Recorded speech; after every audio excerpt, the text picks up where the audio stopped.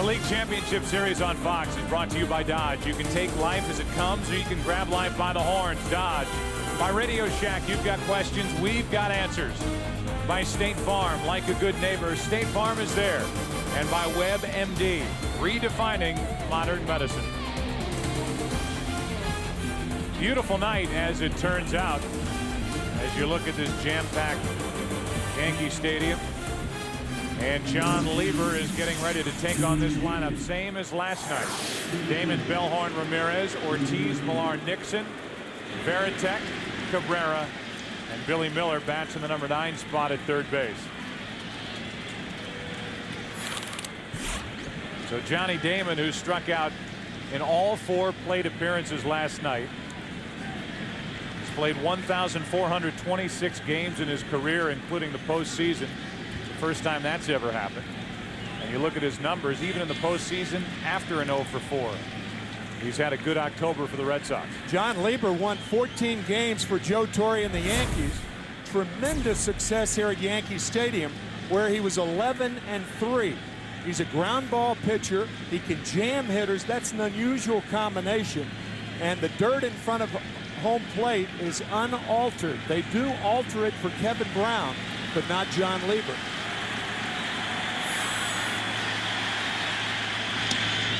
And a ball misses outside of Johnny Damon. Damon talked before this series about the importance of playing the Yankees in this LCS, saying if we should go on to win the World Series and would have played Minnesota, people would have said, yeah, but you didn't beat the Yankees to get there. So they get the Yankees, and the Red Sox trail 1-0. There's a strike, 2-1. And there's that statistic that Damon wants no part of ever again. So much to talk about with regard to Curt Schilling as Damon is out in front. And a slow roller to Olerud, 1 out.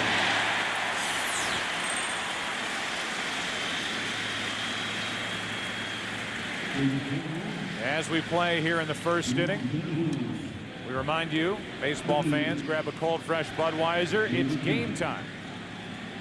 1 up, 1 down for the Boston Red Sox, and Mark Bellhorn will step to the plate. When we talked about that dirt right in front of home plate being unaltered, there are some teams with ground ball pitchers who keep it soft in front of home plate instead of hard, so you don't get those high bounding balls. A guy like Al Leiter, for instance.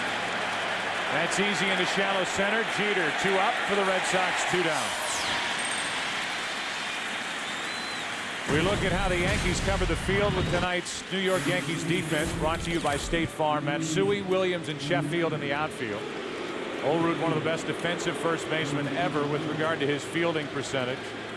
Joined by Cairo, Jeter, Rodriguez, Posada catching Mussina last night. Tonight it's Lieber. Same group, different guy in the middle of it all, and John Lieber is a guy that nobody talks about. Guy who sat out all of last year. As Tim said, came back and was so good here at home, 14-8 overall.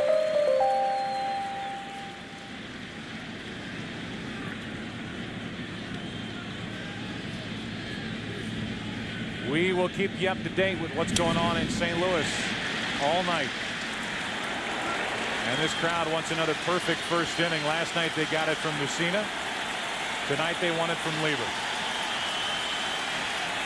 Lieber matches well with Ramirez with that sinking fastball in on his hands. Ramirez wants to extend his arms. This is a good matchup for Lieber. The fact that Lieber likes to pound him inside. That's right where they go. Ball 1.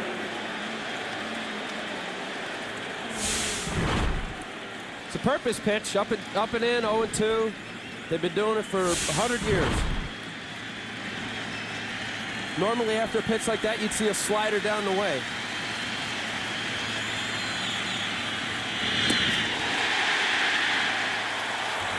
Have you pitched in this league? Pedro Martinez gets set to go. The Red Sox hopes hanging on his right arm. The League Championship Series on Fox brought to you by ALCS, the world's largest fully electronic stock exchange, by Taco Bell, where you can spice up the night. And by the new Chevrolets, 10 new cars and trucks in 20 months, an American revolution.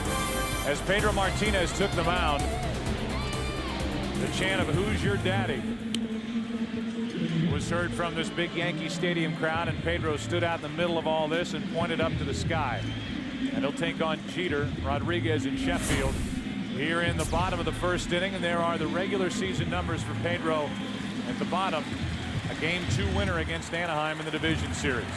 3 dynamite pitches, the tailing fastball, the changeup, and the breaking ball. He has an uncanny feel for hitters. But his September song was a bad tune. He's 0-4 in September. The 3-time Cy Young Award winner, and a guy who has faced the Yankees 30 times. Red Sox 11-19 in those 30 starts that Martinez has made against New York. And Pedro starts it with a ball outside. Of all the things that they said about Pedro Martinez after that start in Anaheim, they all talked about his ability to still throw 93 miles per hour in the 7th inning. And I would say, Al, tonight is that extra rest. It's not cold. It's 60 degrees out. The elements are in Pedro's favor to have a big night.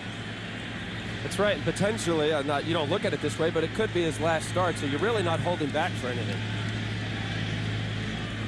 On 2-0, he lets it fly 94 miles per hour, and it's 3-0.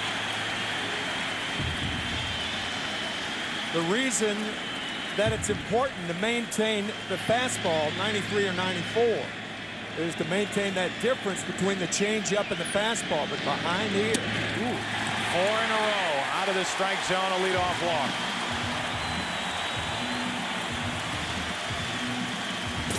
Pedro will face this group: Jeter, now Rodriguez, Sheffield, Matsui.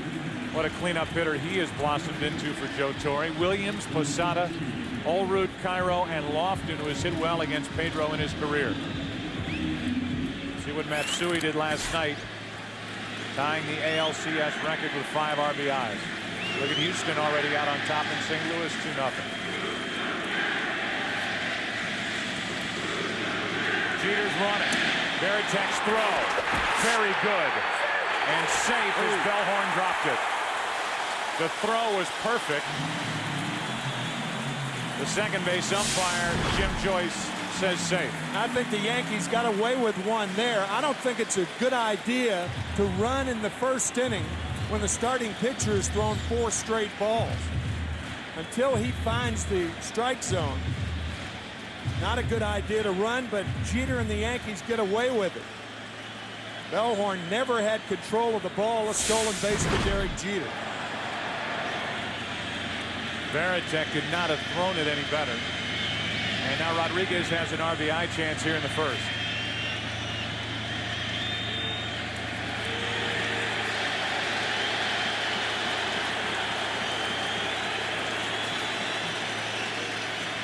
Just to make sure they're straight with their signs, and that got a reaction from the crowd as you look at A-Rod's career numbers against Pedro. Yeah, but that's a bad omen in the first inning. I mean, when you have to go out there with the first guy who gets on second base, pitching and catching is like a lot of things.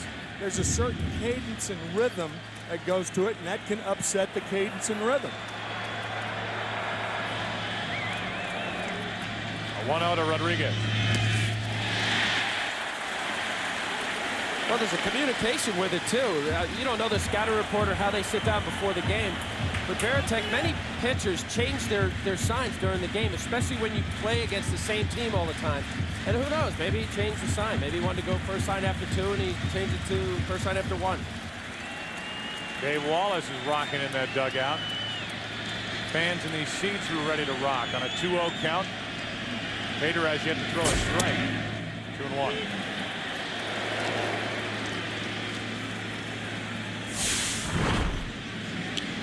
Rodriguez can handle that pitch. The ball away is his power pitch. Great power to right center field.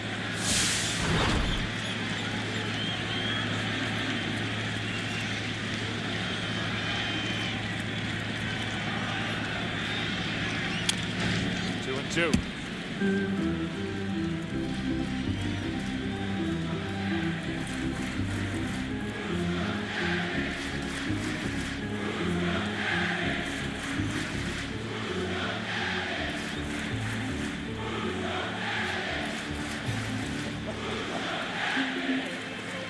fans are amazing. Joe Torre saying before the game, no quote gets left untouched. Somebody says something in the papers, finds its way into a chant here at Yankee Stadium. 2 balls, 2 strikes in Rodriguez.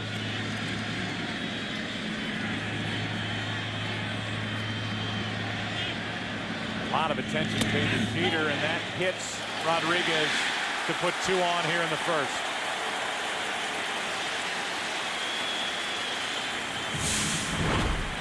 Because of Rodriguez's power the other way, American League teams try to pitch him inside.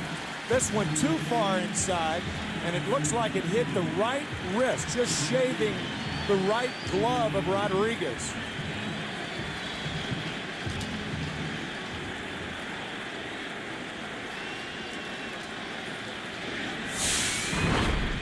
A lot of life to these fastballs from Martinez in the first, but he can't control them.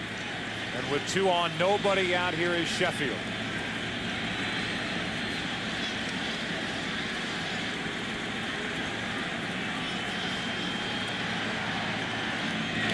Into center field. That ball will fall for a hit. Jeter's coming to the plate. Damon's throw too late. Yankees score first.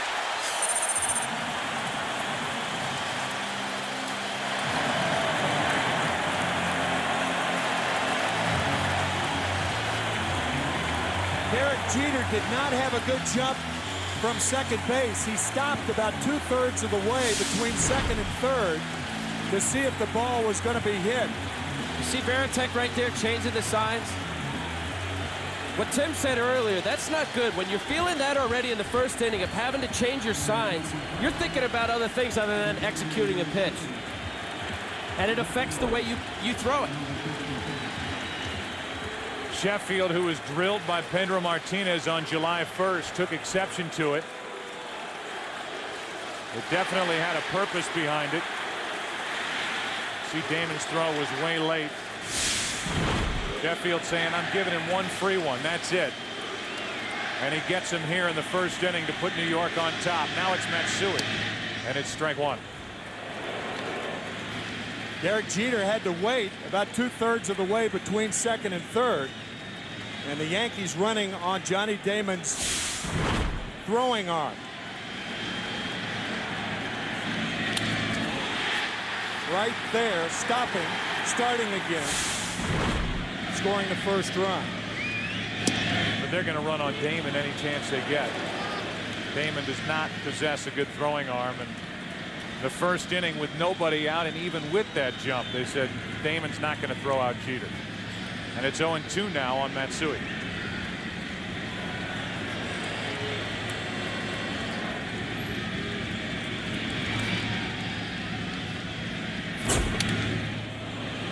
Spoiled it, still 0-2. Game break is coming as soon as we can find the right time to give it to you. Bernie Williams waits on deck.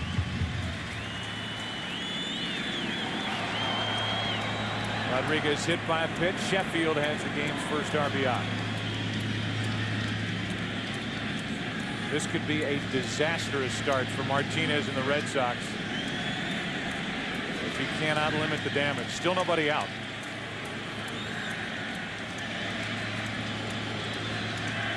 And here we go again. Now, there's no excuse for this. Number one, in my opinion, why are you changing the signs? Nobody's been on second base. I mean, these things, you've had all day to go over stuff like this. What are you changing it from? It hasn't even started yet.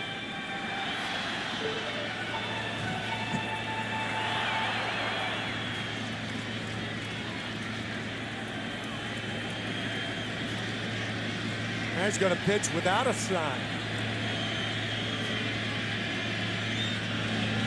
On the inside corner, 1 out.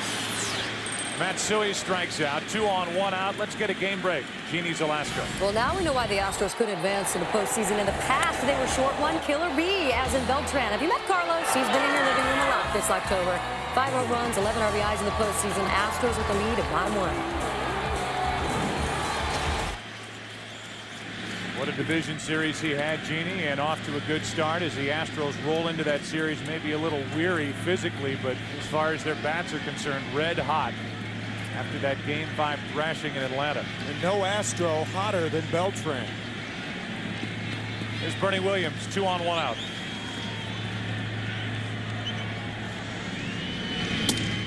Strike one. Go back to that strikeout pitch to Matsui. This is just a painted fastball in the inside corner. Maybe he got it. Looked like a good pitch to me. Say this, as far as velocity and jump and life on the fastball, I know he's walked a hitter and he's hit a batter. But so far so good with regard to the stuff from Pedro Martinez. It's 0-2.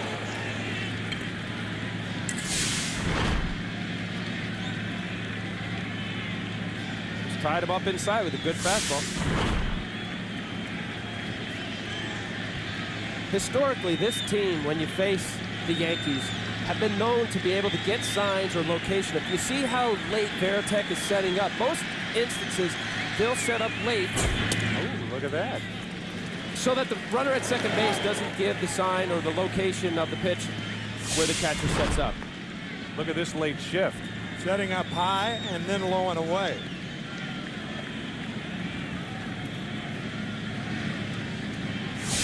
So 2 on 1 out, 1 ball, 2 strikes on Bernie Williams.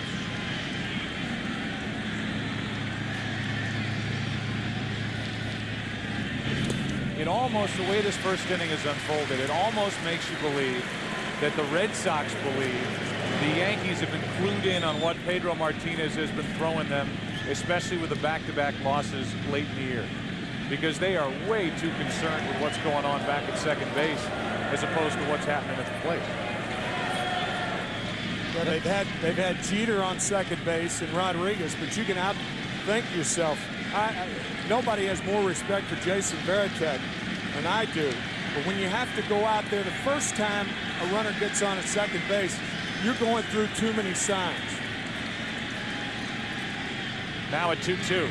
On the outside corner, back-to-back strikeouts. Good breaking ball from Martinez. A designed pitch to stay outside. Take a look at the defense for Boston and how they cover the field. Their defense brought to you by State Farm. Same group as last night. Cabrera highlighted at short. His double play partners Bellhorn, Varitek doing the catching, and he's been awfully busy physically and mentally here in the first inning.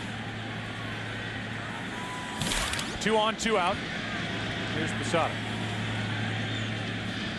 So the Cardinals have tied Houston in the bottom of the first. Posada almost walked into that pitch. I agree with you, Tim. It's too early in the game. If they're hitting him, line drives all over the place, then you might assume that there's runners at second base that are giving the sign. But right out of the jump street there, for him to start changing the signs every time. Yeah, you've had a walk, a hit batsman, and a ball hit by Sheffield off the trademark.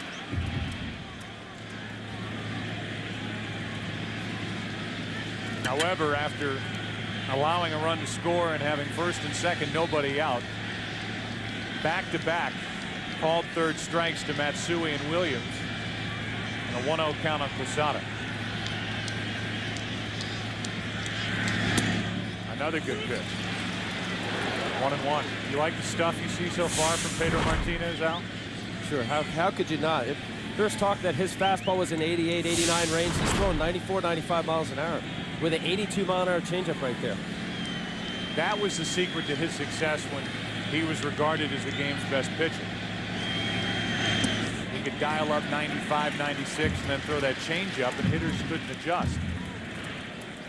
The count's 2-1 now on Posada, and again, Varitek goes out to the mound. I tell you, aircraft carriers don't have this many signs. Choppy seas.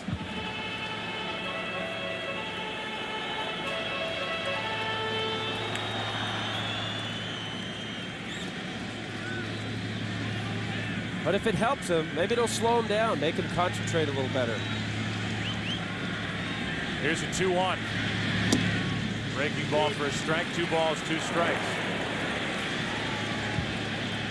So now Martinez is in a spot to strike out the side.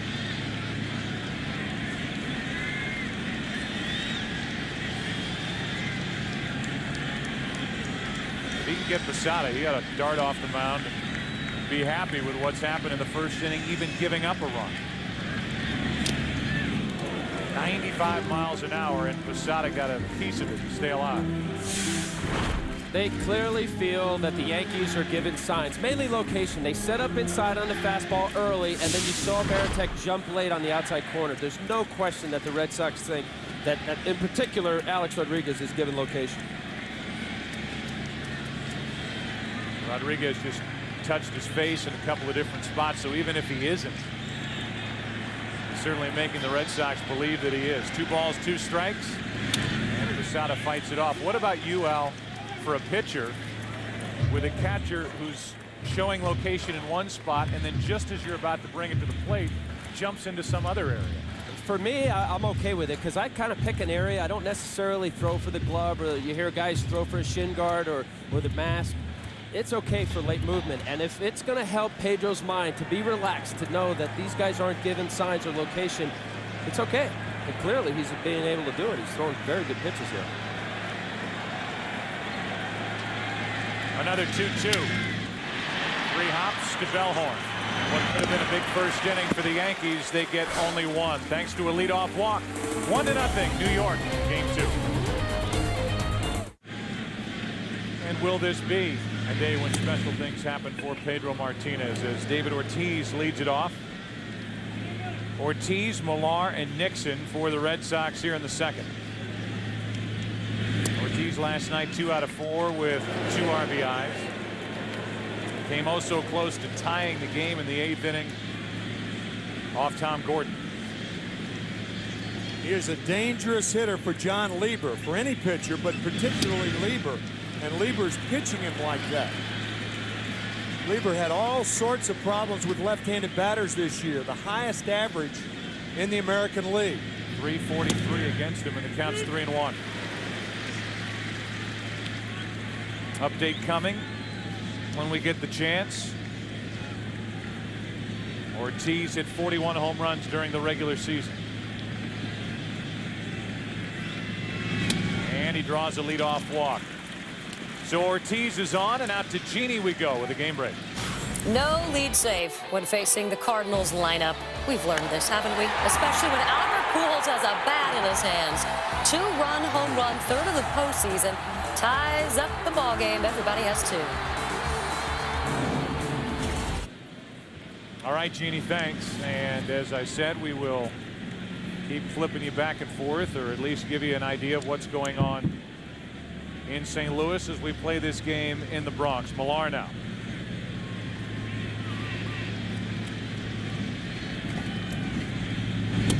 There's ball 1. The broadcast also available in Spanish by utilizing the SAP button on your television. Ball 1 to Millar. Last year it was cowboy up, to the point where if you heard that phrase, you wanted to get sick by the end of the postseason.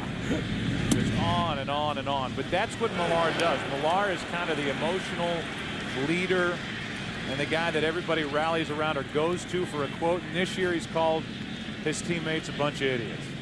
Different mantra. From cowboy up to idiots. But he means it in the nicest sense. And he considers himself one. Here's a 2-0. Straight up the chute. Jeter is there for out number 1. Well, we touched on it, and I think this is the time to talk more about the Schilling situation. We talked about it last night.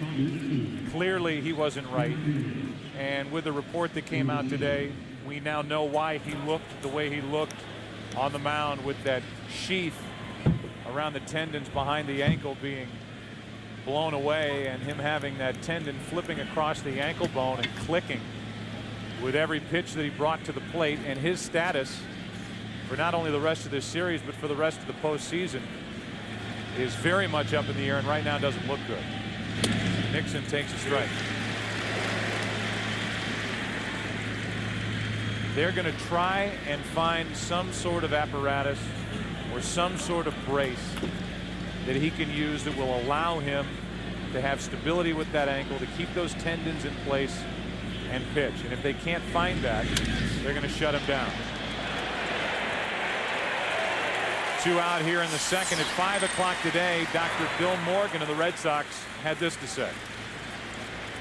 Kurt, during the Anaheim game, had a subluxation or a tear of one of the tendons in his ankle, or the sheath that houses the tendons themselves. And so now the tendon is snapping over the bone. We've been working on ways of making modifications for that so that he'll be able to continue to pitch. And that's what they're going to try and do on the side and see if he feels okay. I think in one respect, they believe that the shot of Marcaine, that short-acting anesthetic, didn't give him the confidence with that ankle because he couldn't feel the pain and he didn't know what he could and couldn't do with it. So they may do without that his next time out. We'll talk about that when we come back. Varitek grounds out and Lieber pitches very well after the leadoff walk. 1-0 New York. Pedro Martinez showed good stuff in the first inning. Walked the leadoff hitter Jeter, stole second, hit Rodriguez, and gave up an RBI hit to Sheffield. On the power of that, the Yankees lead 1-0 in Game 2.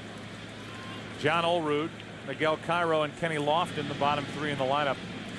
Coming up for Joe Torre.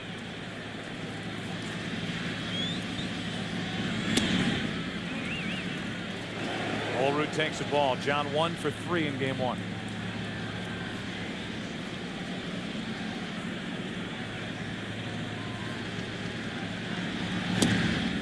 One ball, one strike.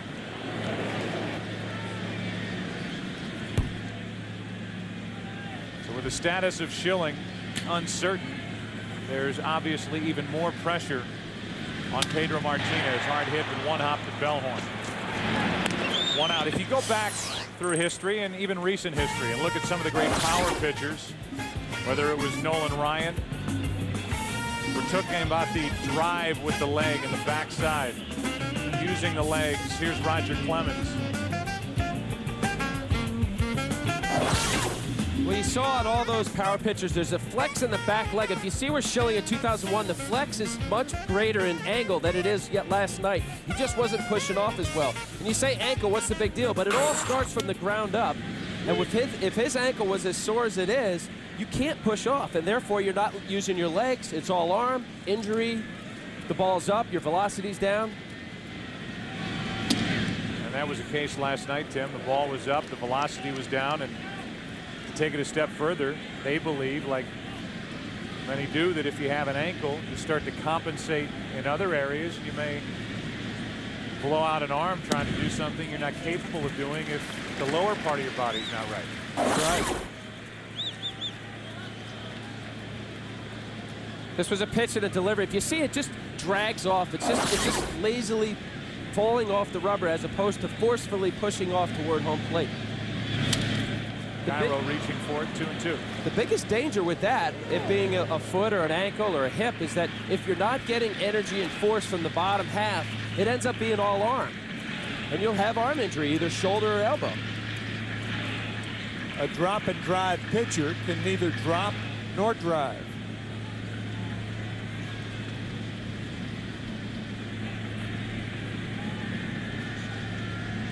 Cairo had a hit last night. That one takes off, full count. Well, Joe, along with team physician Dr. William Morgan, the Red Sox have brought in an ankle specialist from Mass General who has treated Schilling previously, and he hopes to construct that new brace in time for a bullpen session tomorrow up at Fenway Park. Thanks, Kenny. Here's a 3-2 pitch. Cairo with 1 out. Draws the second walk handed out by Martinez tonight.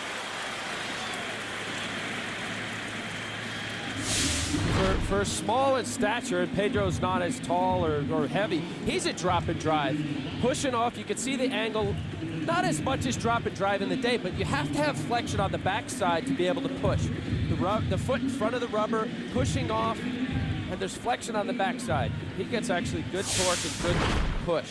Think of the delivery as a tightly wound spring, like a catapult. It all starts from the ground up, from your legs, your torso, your upper back, through your shoulder and elbow. It all works together. Kenny Lofton now with 1 on, 1 out. Lofton, a career .326 hitter against Martinez. That's why he's in there for a second straight night.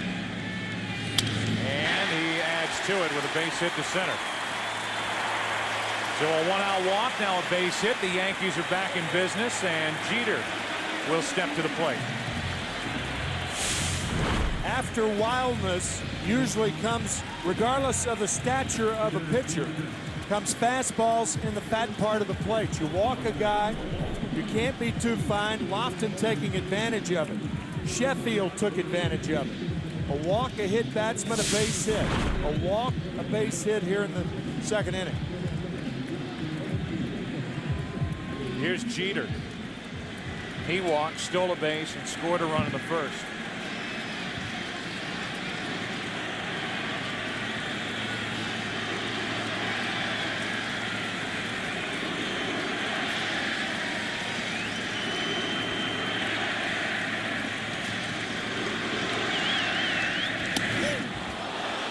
Jeter just able to get his hands out of the way.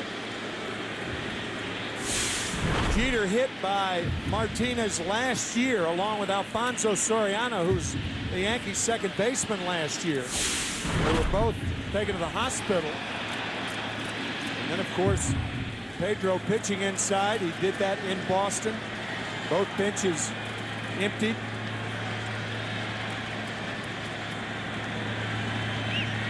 Here's a 1-0.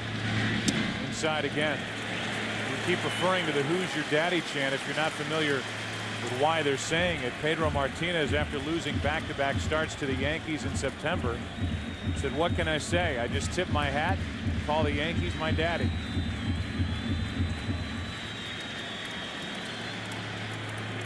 Said out of frustration after losing that second September start.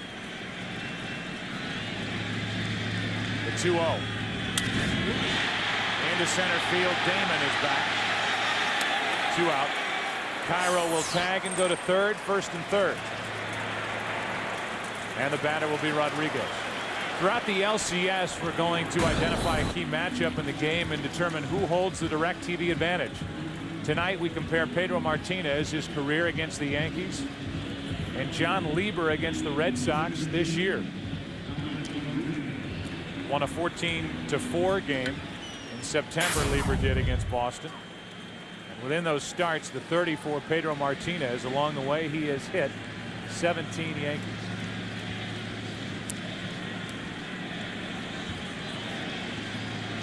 He grazed A-Rod his first time up, so add another, make it 18. His 31st start. Pitch number 40 coming right here from Martinez.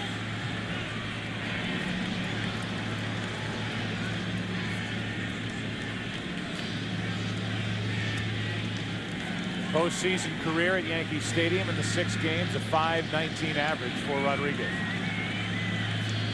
A-Rod a chance to add to the Yankee lead. Runner at first, Lofton going on a foul ball.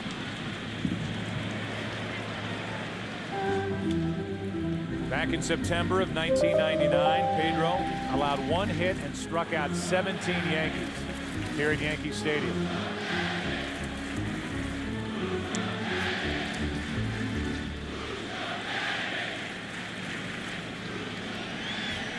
So it's not as if he hasn't had success against the Yankees.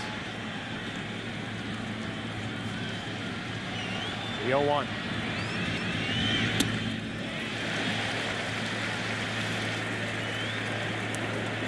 He beat Clemens in the '99 playoffs. In 2001, he had that quote, "Wake up the Bambino and have him face me, maybe I'll grill him." Game 3 last year, lost his composure, pointing to his head to the Yankee dugout, got into that fight with Zimmer.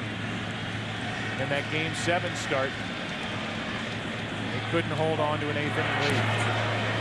Lamar digs it out of the dirt, 1 ball, 1 strike on the hitter A-Rod. One thing you have to be here is you have to be a little more cautious if you're a base runner, because you already have a runner in scoring position, and you don't want to be thrown out at second base.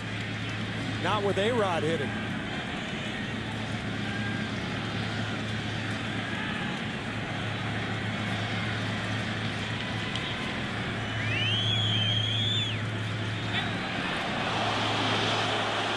step to third, look to first, and nobody moved. That's a move I don't think I've ever seen Martinez use. Ooh. That's close to a balk. Yeah, he stopped. He hesitated. That third to first, everybody in the ballpark says, it never works. What it is just making the runner at first have to wait a little longer. So if it is a base hit to right, it'll be much more difficult for him to get to third base. So keep him closer. Here's a 1-1. Good pitch, strike two. This is the Bronx, New York, game 2 of this ALCS. If you're looking for the Houston St. Louis game and you're watching on your Fox affiliate, turn to your local Fox Sports Net regional network.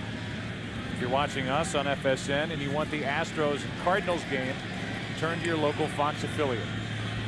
That Cardinals Astros game 2-2 in the top of the third. 1-0 Yankees here in the bottom of the second.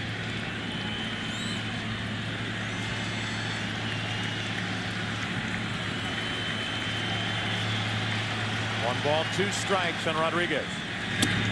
2-2. Yeah, that pitch just surprises me here. You see the infield playing the pull. A-Rod is as good as anybody at going to the right field. You see the big hole on the right side, and that pitch was a fastball away. Just based on the infield defense with 2 strikes, for sure I would think that Pedro's going to try to come inside, but that ball was away.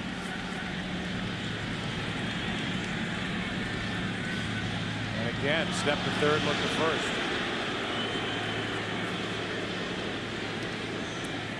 You can say it keeps a runner close at first, but I'll guarantee you there was a time when Pedro Martinez couldn't care less what that guy at first was doing. He was ready to get the ball and blow the guy at the plate away.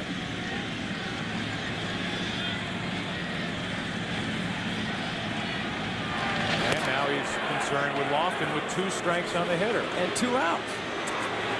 I mean, he seems to have good stuff tonight. He's throwing the ball hard. His changeup is good, but he's working too slowly. There's no rhythm. There's no, again, no cadence. Lofton looking over at first base coach Roy White. He would be running on his own, however, if he takes off. Martinez after a long look, and Rodriguez keeps it 2-2.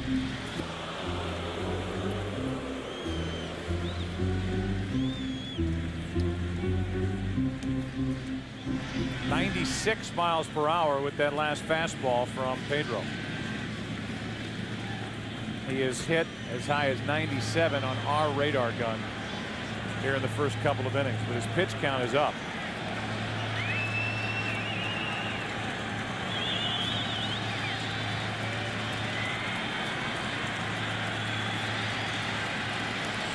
'45th pitch of the night coming right here. Full count.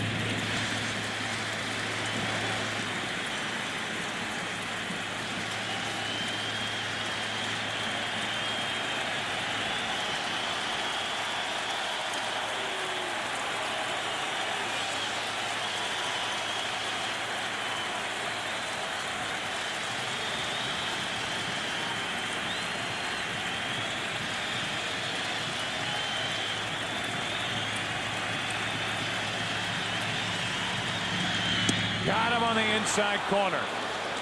A-Rod was frozen on a 3-2 breaking ball that hit the inside part of the plate. 3 strikeouts for Martinez, 1-0 after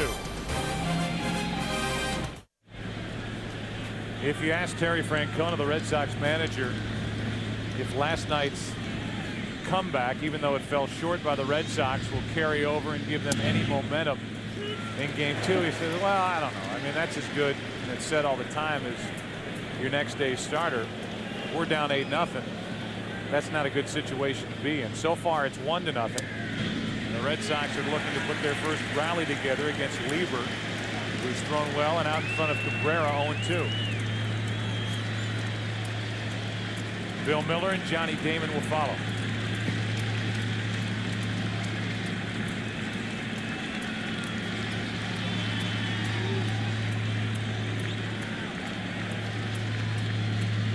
Lieber has not allowed a hit.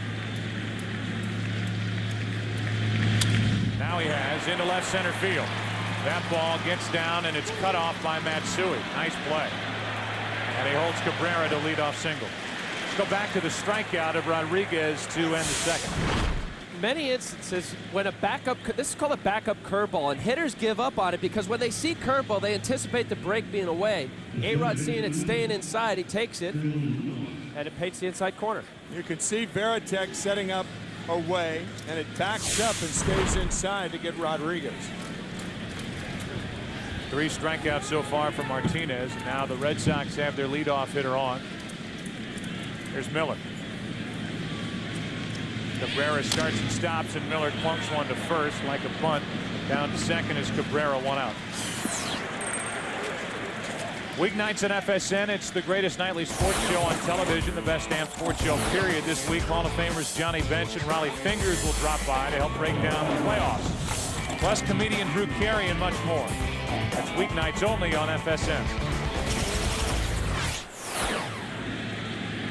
Johnny Damon looking for his first hit of this series. Runner at second, 1 out.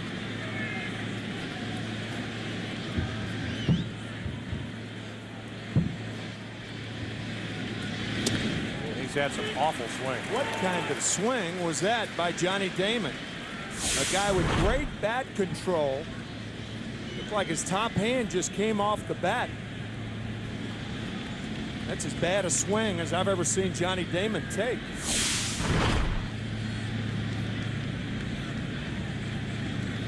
Drove home 94 runs during the regular season. Shatters his bat. Cairo, 2 out. Yeah, we talked about Joe Torre saying that John Lieber jams a lot of hitters. It is rare for a guy who throws ground balls to be able to get inside the left-handers like Lieber can. Boy, this just chews up Damon's bat.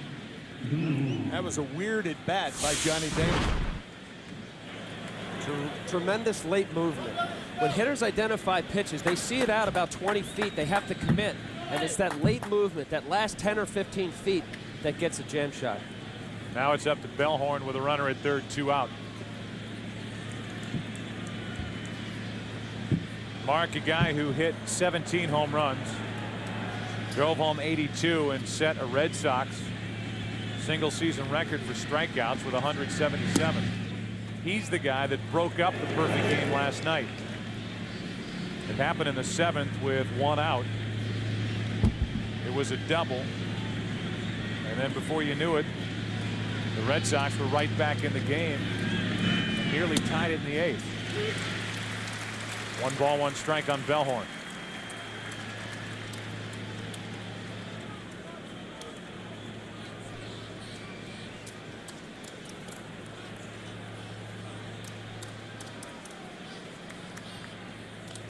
Bellhorn's jammed and fouls it, strike 2.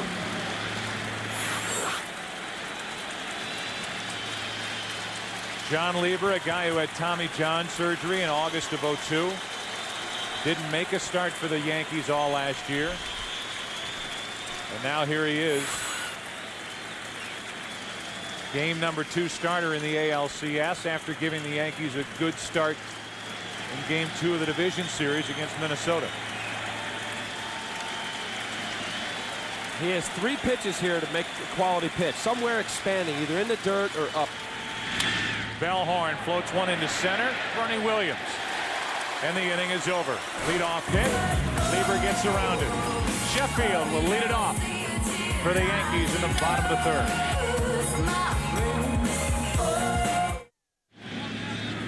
Part of the order for this terrific Yankee lineup: Sheffield, Matsui, and Williams.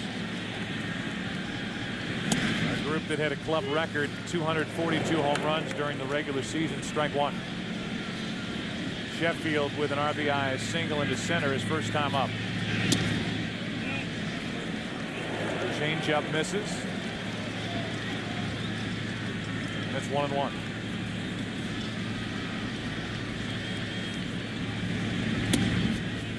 Just wide, 2 balls and strike. In his career against Pedro Martinez, these numbers for Sheffield.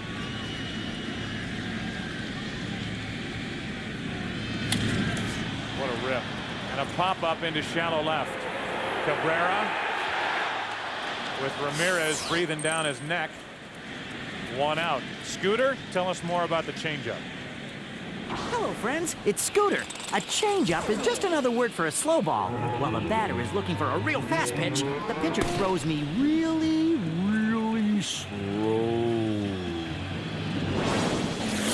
Guys use different grips, but this is the most popular grip. It's with the 2-seam. You get your index finger off. You want your fingers between it and your hand behind the ball. With putting more pressure on the ball, you get drag and basically throw it with the same arm speed, and the ball will either drop or sink, and it's slower than your fastball. But the key to a good changeup is good arm speed. This is the most popular one. They call it a circle change.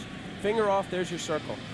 Tim, you got to watch yourself when he does those over there. I feel like you're going to get a left cross to the jaw. I am leaning to my right. 2 balls, no strikes on Matsui, who struck out looking with 2 on in the first, and that's called taking a big, hard swing. That's the most important at bat for Martinez in this game thus far, that strikeout of Matsui, because the Yankees had runners on at first and second, nobody out. He had to get the strikeout. The Yankees struck him out, or I should say Martinez struck him out without advancing the runner, and that was a key. Veritek out to the mound again.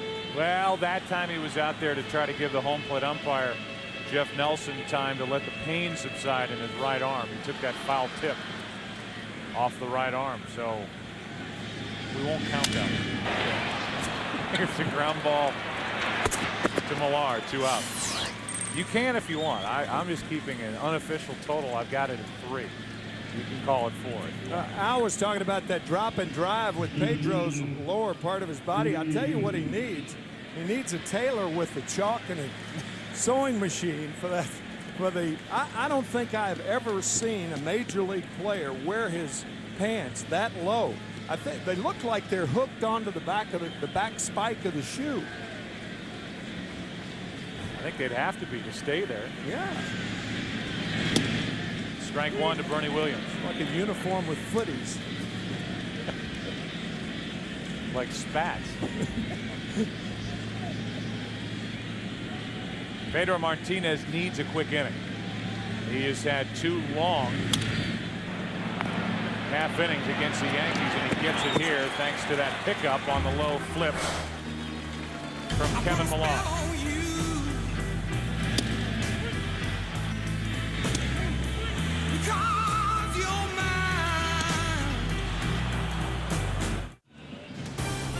The League Championship Series on Fox is brought to you by Bud Light. Fresh, smooth, real. It's all here. 4th inning now, and Manny Ramirez will be first up for Boston. Ortiz and Millar will follow against John Lieber. It'll be Bronson Arroyo for the Red Sox and Kevin Brown for the Yankees in Game 3 on Friday night at Fenway.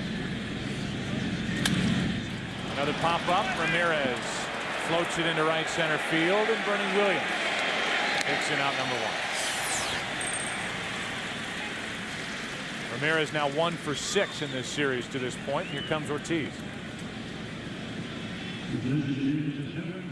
The Red Sox, the last time they were in the World Series, and I know you know this, Boston, but for the rest of the country, it was 1986. They lost the ALCS to Oakland. 88 and 90, and then they've lost twice to the Yankees since then in 99 and 03. Meanwhile, the Yankees in LCS play are 6-0 under Joe Torre. Strike hits the inside corner to Ortiz. Last time the Yankees lost an LCS was back in 1980 to the Kansas City Royals, who faced the Philadelphia Phillies in the World Series and lost in 6 games. Ortiz pops it up. Cairo goes out to get it. 2 down.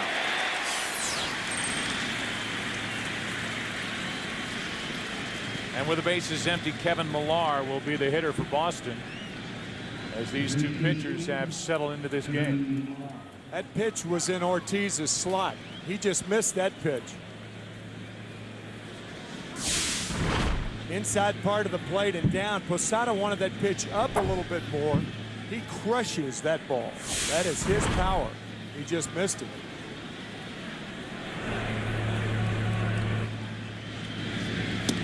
Alomar takes the ball.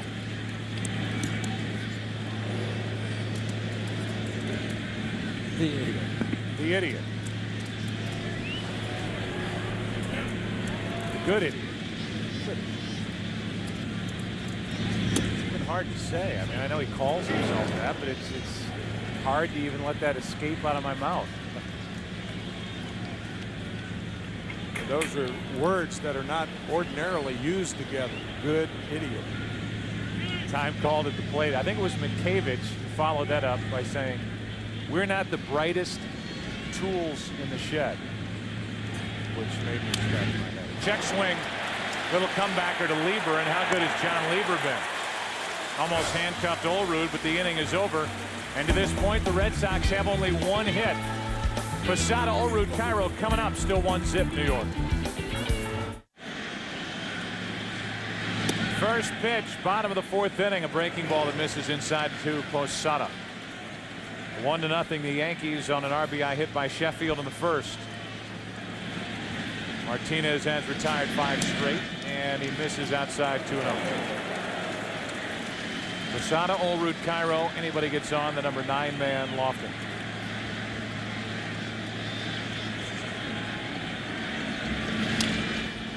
Two and one.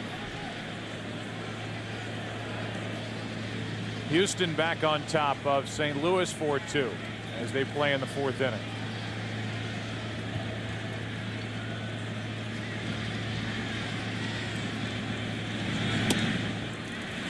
Three and one. Posada, a very good fastball hitter. He saw 2 curveballs and a changeup. On off-speed pitches, he's batting .040, 1 for 25.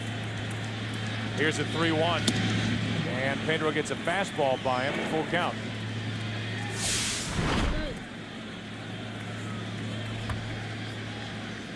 Chases a high fastball. And now the 3-2 pitch. A leadoff walk. That is 3 walks handed out by Martinez tonight. We look ahead to tomorrow night, 8 Eastern, 5 Pacific. It is game 2 of the NLCS, the Houston Astros and the St. Louis Cardinals. And a matchup of Pete Monroe against Matt Morris. Morris, like Lieber, has been much better pitching at home this season. And Pete Monroe gets the start because Oswalt and Clemens were used in games 4 and 5 in the division series. But that's good news for Houston tonight. Up 4-2 in the fourth inning as they start this NLCS with the back end of their rotation. Ball 1 inside to Olerud.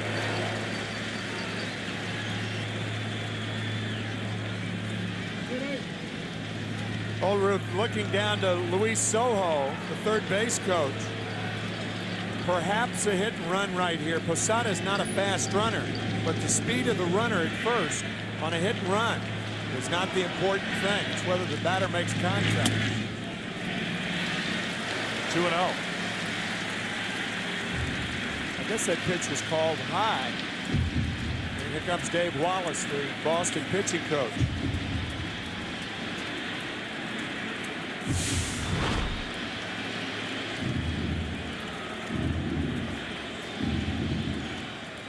Well, in 2004, Tim, at the mask is high. I thought they were calling high strikes. That was the big edict a couple of years ago. When? Oh, it was, yeah. Right? But that's gone now? It ended the end of spring training. How would you know? You don't throw them. You don't throw high strikes. You ever think that low cutter, right? If I got a called strike, I'd throw it up there. John Olerud, 6'7". That's up. Even a begging pitcher like me, I'll say that's up. 2-0 is the count as Olerud watches Wallace stomp back to the dugout after visiting with Martinez. Run is scored in 42 of the 100 innings when a walk has been issued. 42% of the time a run is scored. It's happened 1 time tonight and 2 chances prior to this leadoff walk in the fourth. 2-1 now on Olerud.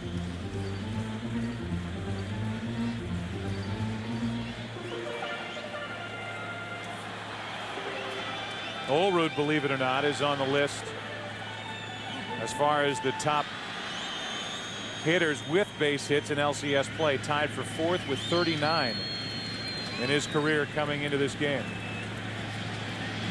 Posada's running and Olerud pops it up.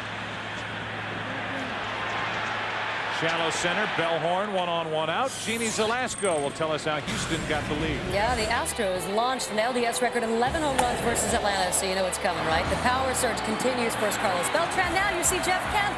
A 2-run shot gives the Astros the lead, 4-2, bottom 4. Did you bond with Kent during his time? Did you ever play with Kent? No. You missed him with the Mets? Yes. I was in Toronto. Actually, I was in Toronto when he was traded for David Cone. He didn't take well to the initial hazing that he got after ending up with New York in that David Cone trade. A guy who makes no bones about it. He's not a guy that's looking to do interviews. He plays baseball and goes about his business, and he has put together, Tim, some eye-popping, staggering numbers among second basemen and what they've done with a bat in their hand. More home runs than any other second baseman. Coming to the Mets with Ryan Thompson. Then after a short stay in Cleveland for a half a year, he went to San Francisco. He has made his way. Cairo hits it into left field, and Manny Ramirez goes back to get it. 2 out. Looked like a breaking ball that stayed up, and Cairo didn't get all of it. And with 2 down, we'll tell you you can play Hit the Pros, presented by the all-new GMC Canyon, and face real pitches from today's best hurlers. Log on to foxsports.com on MSN, keyword games, GMC. We are professional grade. So far, so good for Lofton in this LCS. 2 out of 4 with a home run. Singled his first time tonight.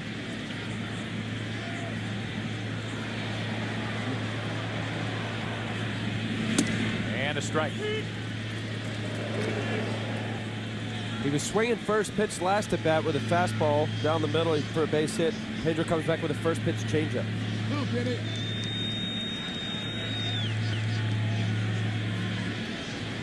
Now the 0-1. 0-2. After this game started with a lot of intensity, a lot of emotion, a lot of noise from the crowd, it has quieted down quite a bit at Yankee Stadium. Yankees got to Martinez, first 3 reached. New York had scored a run, but since then, for the most part, Martinez has shut down New York. The good news for the Yankees, Lieber's been even better. 1 ball, 2 strikes on Lofton. You rarely hear a raucous crowd in a well-pitched game. Last night, Messina was great into the 7th and then lost it. Tonight, Lieber's allowed only 1 hit through 4 innings. Lofton strikes out. The inning is over. That's 4 strikeouts for Martinez. And Lofton and Pedro give each other a look as they head off the field. Back after this from your local Fox station. Well, how good has John Lieber been tonight? He has walked 1, allowed a hit, struck out 1, and that is all for his night. He has retired these Red Sox, protecting a 1-run lead as Nixon takes a ball outside. All the talk about Pedro Martinez, and to this point, Lieber's outpitched him. They have to make him work. He's got 37 pitches after 4 innings. The way at this pace, he'll have 81 pitches through 9. Make him pitch. Make him use all of his pitches. Fight off pitches. Stay on the ball. Nixon flies it into left. Didn't hit it well, and Matsui hauls it in. 1 out. Earlier, Ellis Burks had this to say on the bench while Lieber was working in the 4th. You know, this guy likes to work real fast, huh? He gets the ball, like to get on the mound and get after it. You kind of have to slow him down. Call a timeout. Like, there you go. Slow him down. Don't let him get him in the rhythm.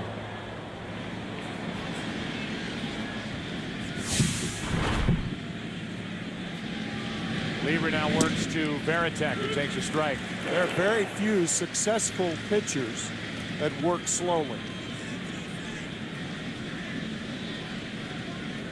Agree with that? Very few. They cannot center the ball against Lieber. He is pitching so well.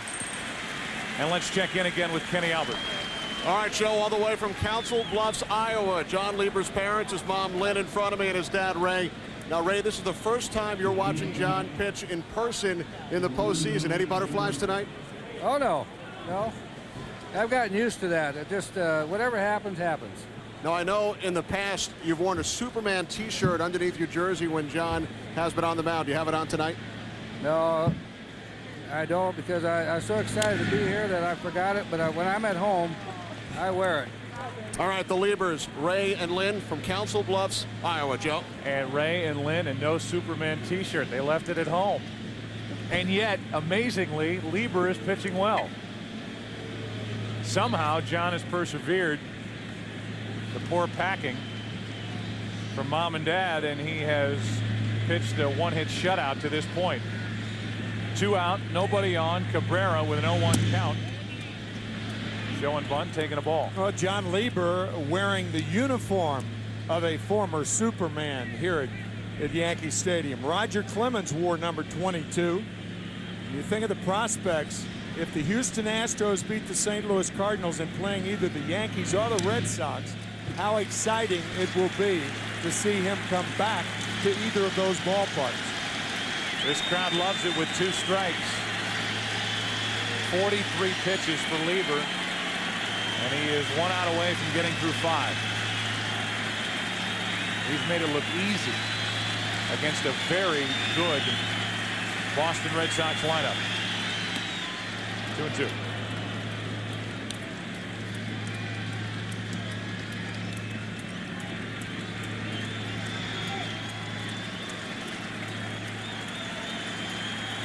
No butterflies for Ray Lieber, but standing and applauding his son. And they'll clap a little louder as John picks up his 2nd strikeout of the night.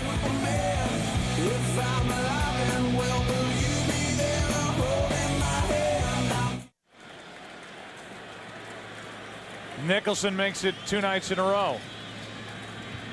Working over a toothpick as the top of the order will bat for the Yankees. Jeter, Rodriguez, and Sheffield against Pedro Martinez.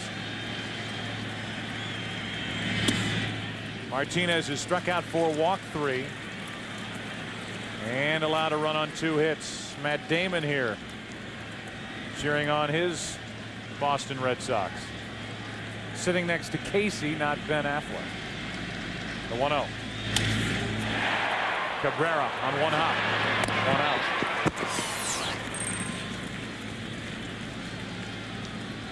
And Lorne Michaels and Conan O'Brien. Great seats right behind home plate. And right in front of them, Alex Rodriguez stands in.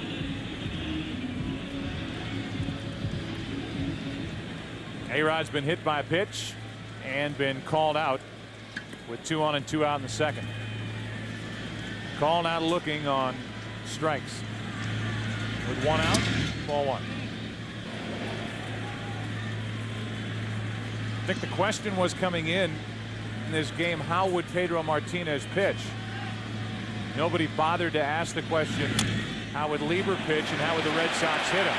Miller can't get it there in time, and an infield hit for Rodriguez.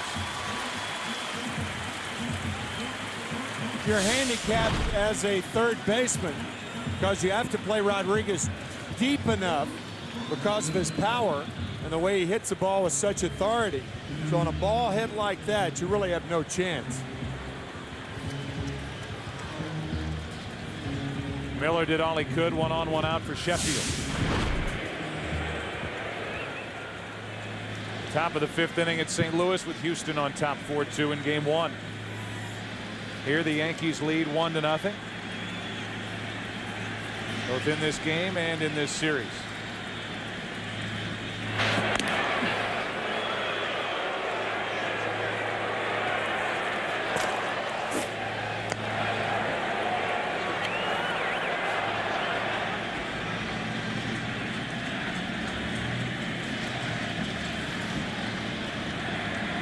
Sheff at the plate. Oh, man. That was a slide step by Martinez, and he hangs a breaking ball that Sheffield wishes he had back.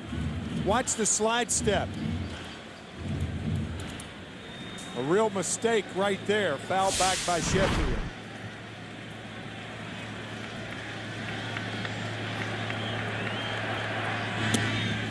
One and one.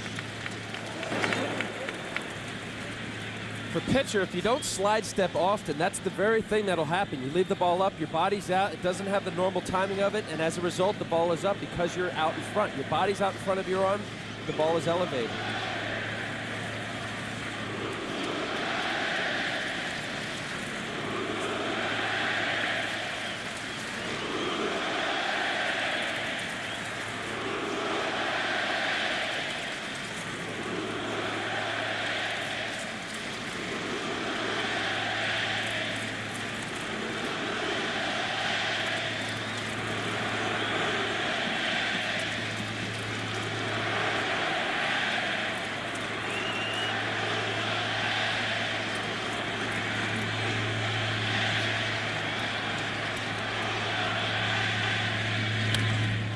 Sheffield.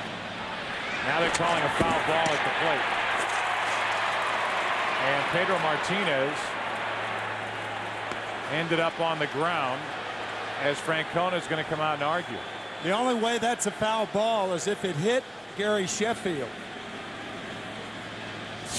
Sheffield did not run right away. Usually that's an indication that it may have hit him, and it did. It hit him in the right knee. Rodriguez running. Sheffield wasn't, and usually that's an indication that the ball hit the batter. Martinez just saw his life flash before his eyes with Veritek about 9.5 feet away from him, unloading on a throw down to second base. Martinez had to go down to the dirt.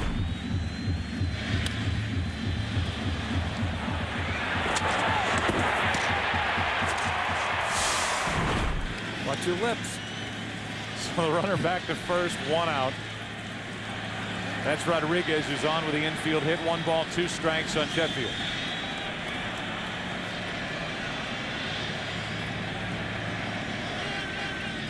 And time called prior to the pitch. You can ask for time at home plate. You don't always get it, but in this case, Jeff Nelson granted time, and the count's still 1-2. Sometimes it's harder to hit with speed on the bases because pitchers like Martinez will make a guy like A-Rod wait, and that's why Sheffield called timeout. You're right, Joe. He's about 10 feet away. Now the 1-2. Sheffield holds up.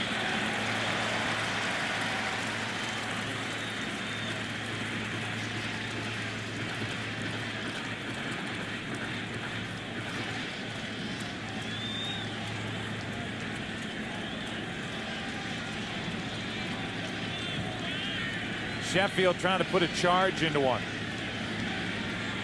36 home runs during the regular season. 2-2 pitch.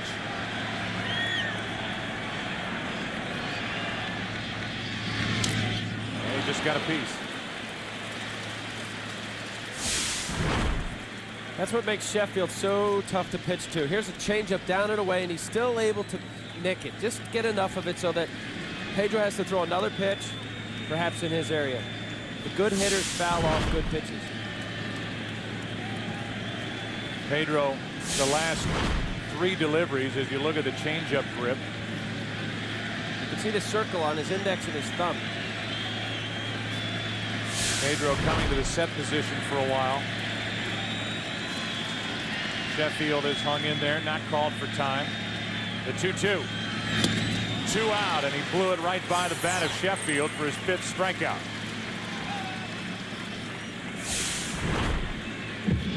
That was a fastball blown by Sheffield. There's a fastball hitter, but because of all the off-speed stuff he has shown, he throws the fastball by. That changeup before set up that fastball down the middle. Here is Hideki Matsui. What a game 1 he had. 0 for 2 tonight. Struck out looking, then grounded out.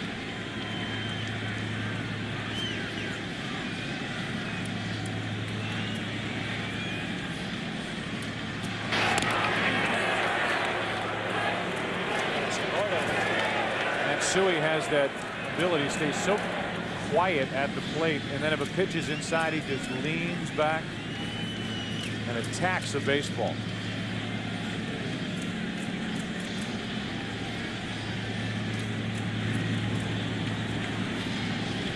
What a difference from Sheffield, who's all movement. Hideki Matsui is almost frozen at the plate before the pitch is delivered. Last night, he wasn't frozen for long. Budweiser Fantasy Player of last night's ALCS Game 1, Matsui with his night. You can log on to foxsports.com on MSN. Keyword Fantasy Baseball. Tonight's game brought to you by Budweiser. Grab a cold, fresh Budweiser. It's game time. With 2 out. Ball 1.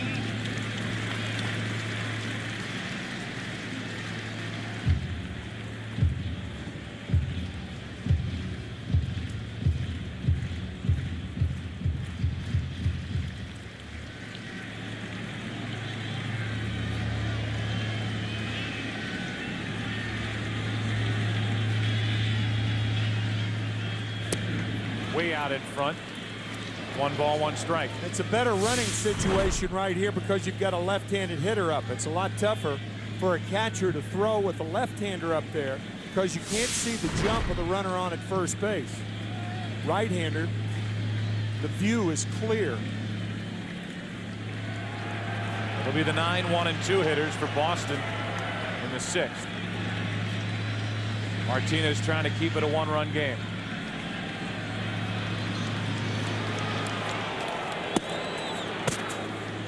Rodriguez did some more running this season, his first year with the Yankees. Stole 28 bases and was caught only 4 times. So you think average and power and RBIs, he had the 5th best stolen base total in the AL. Good pitch, strike 2.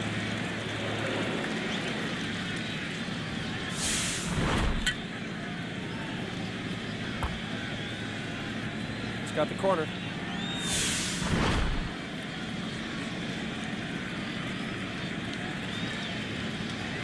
Matsui with a runner at first, 2 down, a ball and 2 strikes from Pedro Martinez. And Matsui just got a piece. 78-mile-an-hour delivery from Martinez. This is the 9th postseason start for Pedro. He's 5-1. Last year during the ALCS against the Yankees, he was 0-1. He lost Game 3 and then got that no decision in the infamous Game 7 when he was out there still on the mound in the 8th. And it was Matsui who got him for a drive down the right field line, a double. A lot of people don't remember that Giambi in that Game 7 hit 2 home runs off Pedro Martinez, and the Yankees obviously without Giambi this postseason. That's not him.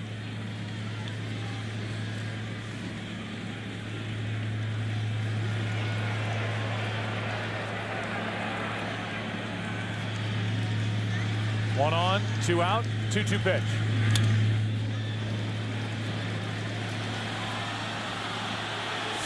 Talked about Pedro Martinez and the grips. The changeup is choked on the left, and the fastball on the right is held toward the ends of the fingers. It may sound simplistic, but if you throw a ball with the tips of your fingers, it's thrown harder than if you choke it.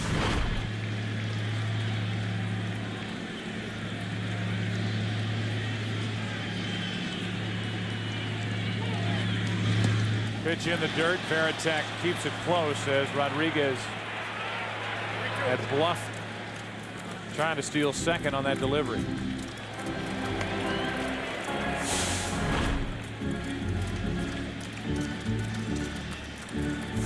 Now it's a full count.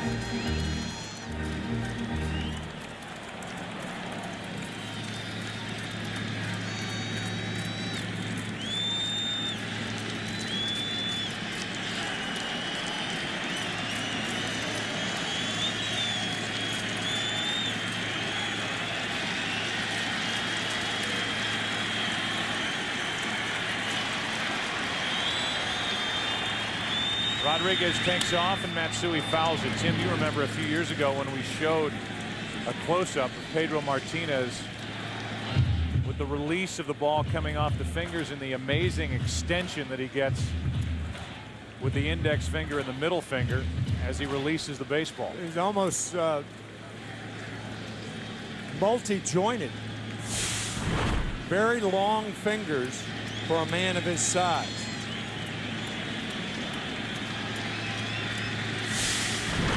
Breaking ball on 3-2. Here comes another full count pitch. Got him on the outside corner. Matsui strikes out for the second time tonight. Pedro's doing his part for Boston, but the hitters can't figure out Lieber. 9-1-2 coming up for the Red Sox. Down 1.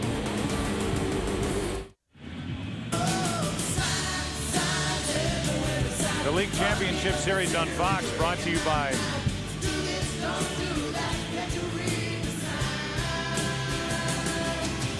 all signs all over the place. And Pedro Martinez has responded with a terrific effort tonight. The problem for the Red Sox, the Boston hitters have done nothing.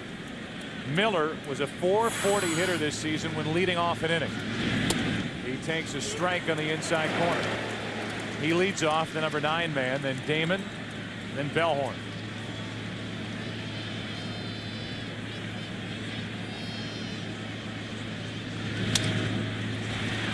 Seen a lot of pop-ups. That's a broken bat pop-up from Miller, 1 out. And with the bases empty, back to the top of the order, Damon. All we heard about were the question marks around the Yankee rotation coming into the postseason. They seemed outmatched in the division series against Minnesota. Thought the rotation for the Yankees was solid, if not spectacular, and so far in this LCS, from Messina's first 6 to Lieber's first 5 1/3, he's been phenomenal. And a huge start by Kevin Brown up in Minnesota. And he'll be the pitcher on Friday night. Here's Bronson Arroyo. Damon is all out of whack. Talk about a guy not picking the ball up. It's just a backdoor little cutter. What makes Lieber so tough is that it looks hittable, but with that late movement, they have to commit, and that's when they get jammed. Or the ball being away, it looks further away. The ball is actually looking about a foot outside. With the cut on the cut fastball that he's throwing and the slider, he's got different depths to it. He's got different velocities. It's difficult for them to square it and also see where it's going to end up. A 14-game winner during the regular season is 0-2 to Damon. Just spoiled it. Former 20-game winner is John Lieber. He did that with the Cubs in 2001. And a couple of seasons ago had the Tommy John surgery. Missed all of last year. The Yankees signed him to a 2-year deal with an option for a 3rd. Smart move. 1 ball, 2 strikes on Damon, and that just missed.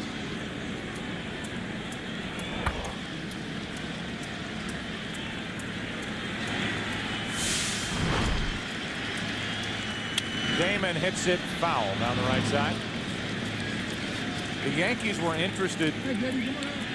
Brian Cashman did the deal with Lieber because of his history and because of the Yankees' future at the time. They knew they were going to go through a period where they would have Messina, who's locked up in a deal, but they could lose all the guys they ended up losing: Pettit, Wells, and Clemens.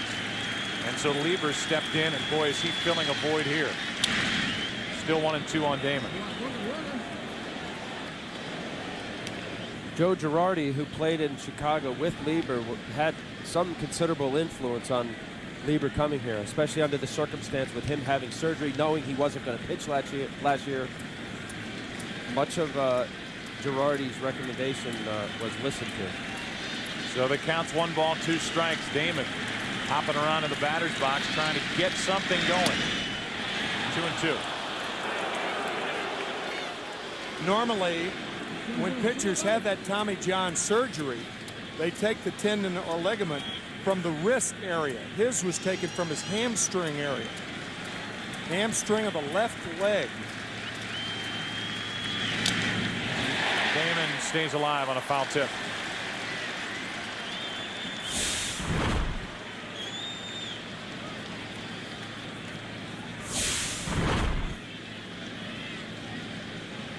Going into that pitching hand, and now we look at the scar on the pitching elbow, the right elbow for Lieber. This surgery is so perfected, guys that come back from this are actually much stronger. The 2-2. Damon trying to spoil another, and that ball will get out of play. And Johnny Damon is the first Boston hitter tonight to make Lieber work to get an out. He has had an array of funky swings up there. Off the end of the bat, jammed. I'm surprised he still has the same bat he started with. This one off the end of the bat. Flat-footed swing. This is the 11th pitch of the at-bat, more than several innings for Lieber in this game. Johnny can do that, look so bad, and then pop one out of the ballpark. 20 home runs this year. That's hooked.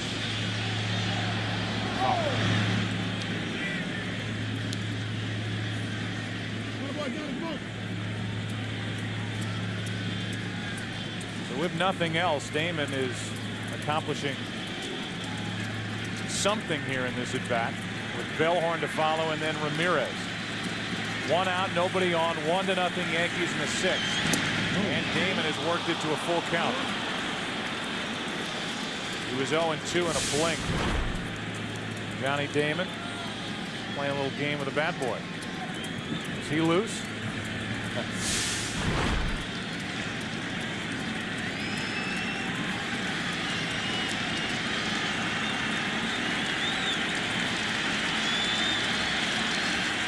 Backdoor cutter.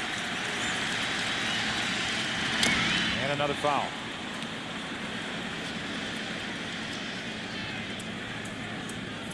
Gives you an idea of how much a pitcher can miss and still be effective. That pitch was designed to be outside. Missed about a foot.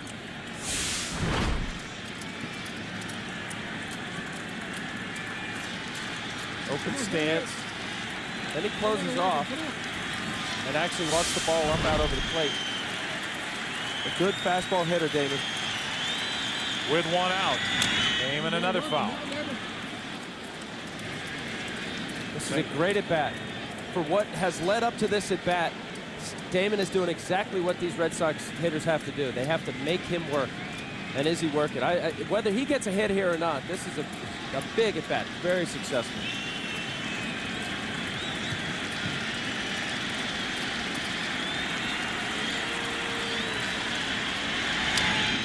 Yet again.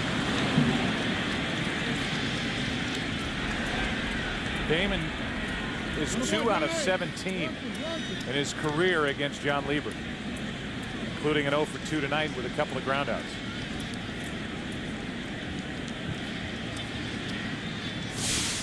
I can't wait to hear which one of you two is going to jump on the pitch sequence. Who can remember all 15? Go ahead, Al. Cutter. You're the new guy. Cutters, sinkers. He's going to throw a lot of cutters. He actually threw mostly cutters. Fastball in there. Yeah. Fastball Now what? Away. Fastball away. That pitch right there set up. And the reason why he swung at that fastball was because the cutter's away. Fastball it. I give this. Forget it.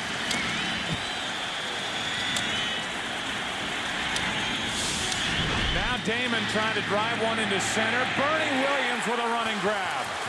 And that little mini battle was won by Lieber in the end, but Damon did all he could. And with 2 out, nobody on, we remind you, the League Championship Series on Fox is brought to you by GMC. We are professional grade. By Lowe's, where you'll find all your home improvement needs. Lowe's, improving home improvement. And by Midas. Trust the Midas touch. Something happened to Bernie Williams on that play. He either lost the ball in the lights, obviously made the catch, but it was not the routine type of catch that the ball dictated. Going to his left and in. Damon hits this about as well as he's hit any ball tonight. I think he lost the ball in the lights. Fortunately, the ball caught him. Bellhorn, 1 ball, 1 strike. St. Louis still batting in the bottom of the 5th as they've tied Houston 4-4. We just saw Damon getting congratulations from his teammates. They know what he just accomplished, even though he made it out. Lieber has had to work in this inning for the first time all night. Lieber went from 47 pitches to 63. Exactly what they needed to do.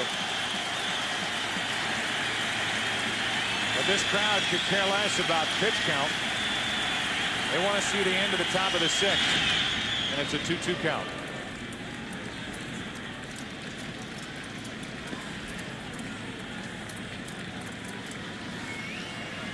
Bullpen is rested and ready to go for Joe Torre.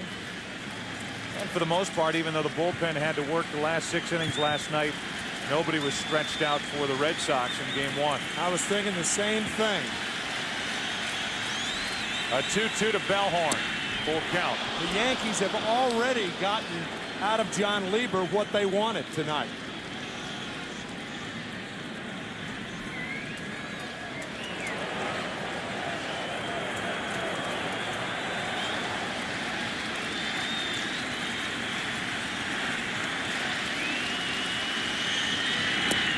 Another strikeout for Lieber, his 3rd of the night.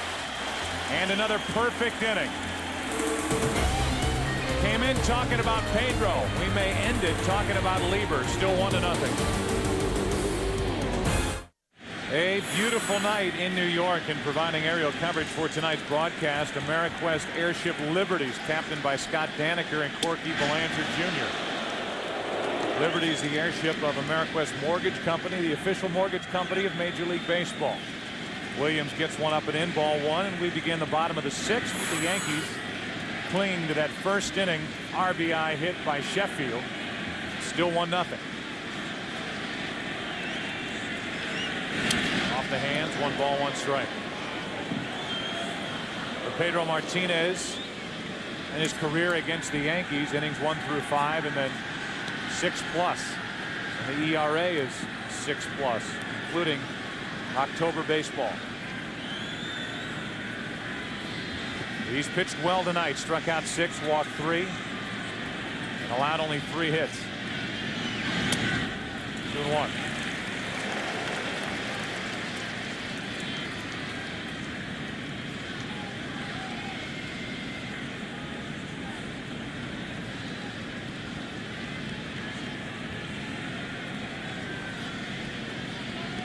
So far tonight, Williams 0 for 2 with a strikeout and a groundout.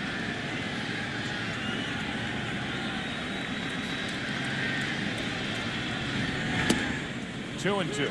Joe, you and I talked about this last summer in Boston. Game we did, the Yankees in Boston. If Pedro Martinez retired right now, would he be in the Hall of Fame? And our definitive answer after looking at his numbers is absolutely. Here's a 2-2. Just missed the outside corner. It's a full count.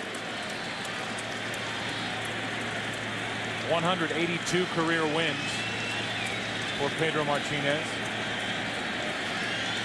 You always hear that 300-win plateau is automatic entry, but stack him up against one of the best pitchers of all time. 3-2 pitch. Reaching for it was Williams, and that is out number 1. This is a fascinating graphic when you compare Pedro Martinez with Sandy Koufax's career record.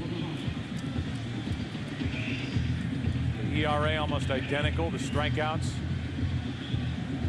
How about the bottom line, though? Koufax 137 complete games. Pedro 42. And I know, Al, you're very close, and I've learned a lot from Sandy Koufax. I have. He's a special guy. He certainly knows an awful lot about pitching and a good man. With 1 out, first pitch is up and away to Posada. Jorge's 0 for 1 with a walk. He is really a baseball royalty, isn't he? Whenever you're around him, you feel it. You really do. You realize you're around somebody real special. 2-0.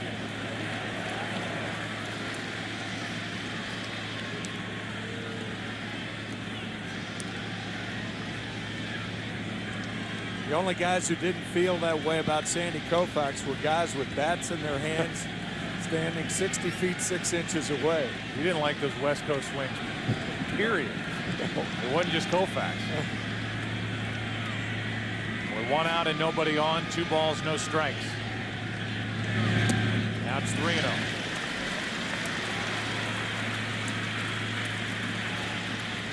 .100 pitches on the night for Pedro Martinez. That pitch right there shows you where Pedro is in his pitching as far as where he is with his stuff and what he recognizes as what he needs to do. 2-0 curveball in the 1-0 game. Changeup on 3-0. With a 3-0 changeup. Clearly very well aware of that this game could be won or lost on 1 pitch. Every single pitch is like a page of a book. And the 1 pitch prior to it has meaning for the next pitch. And so on. The 3-1. 3-0 changeup had meaning for the 3-1 walk. 1 on, 1 out. Let's check in with Jeannie for an update. Well, coming into tonight, Joe, Scott Rowland said his calf was close to being close, and that's close. The Cardinals' third baseman gets his first hit of the postseason, an RBI single, scoring Larry Walker. Rowland 0 for 14 until that hit. It's a big one, tied the game. All right, thanks, Jeannie. We get a chance to keep track of that game in our Fox box. 4-4. Top of the 6th. Dave Wallace on the phone. I know, Tim, it drives you crazy. Olrud takes the ball. When people focus on pitch counts, and that a hitter will tell you how well a guy's throwing on the mound, but the 100 pitch mark this season for Pedro Martinez has kind of been that benchmark where things start to go south. And that's why Mike Timlin is up and throwing. Pitchers are different. And now, when from start to start, you're stronger sometimes. Sometimes your pitch limit could be 125, sometimes 90, sometimes 110. Well, that's exactly right, Tim. Not every start do you feel 100%. I don't know what 100% is anymore, but you figure out a way. You find in your repertoire what's working on that day, and you go with it. 92 miles per hour, the fastball, strike 2. Good fastball to Olrud. Perfect spot. That's the thing about Martinez is with his guile, when his pitch count is elevated, he still has the proper stuff to change speeds and get by on smarts. That's into right field, well hit back at the wall. Olrud has gone deep, and it's 3-0.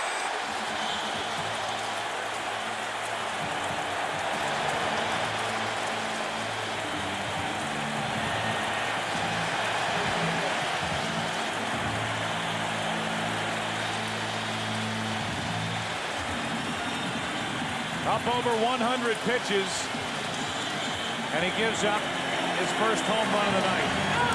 A 1-2 delivery from Martinez.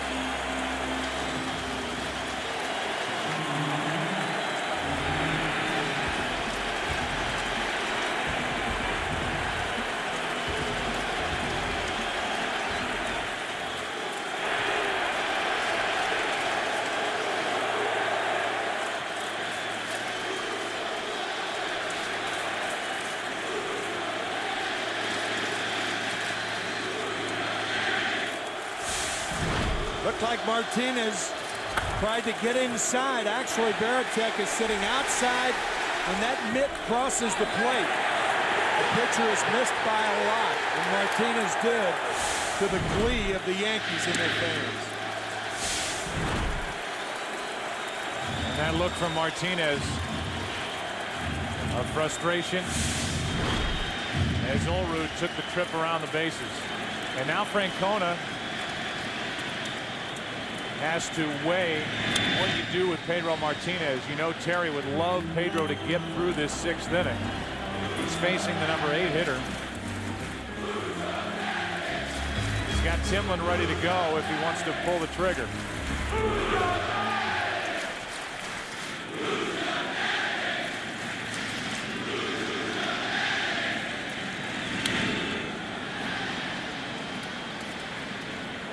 Two and 2.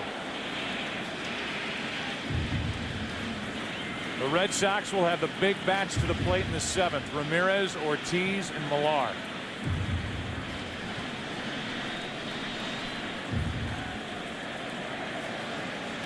While Ramirez chases down that baseball to get rid of it, we give you this week's WebMD symptom checker.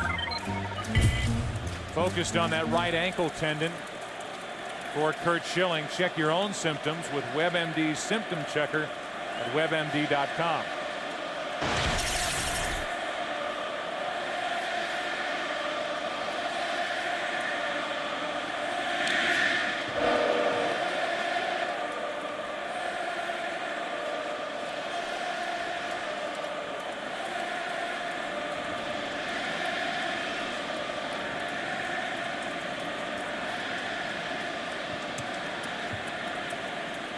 A walk, a 2-run homer by Olrud, and a 2-2 pitch coming to Cairo.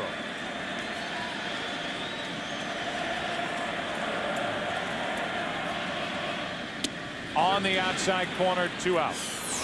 And strikeout number 7 for Martinez. Pedro comes back and hits the front corner with that fastball to get Miguel Cairo. If you handicap this game at the beginning, you'd say, well, Pedro Martinez has got to pitch a solid game. I would say he's done that to this point. He's on the short end on the scoreboard. The other part would be, you think Martinez wouldn't have to pitch a shutout or allow only 1 run or 2 runs. That if he pitched 6 innings and gave up 3 with the kind of offense that he has supporting him, that would be enough. But not against Lieber. Olrud deep. Who's your daddy?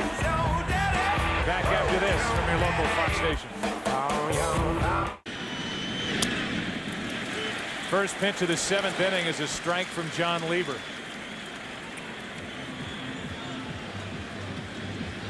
Pedro Martinez after that half inning. Looks like he's finished for the night. Gave up a walk and a blast to Olrud to make it 3-0. Yankees on top, 7th inning, and Manny Ramirez is up. 1 ball, 1 strike.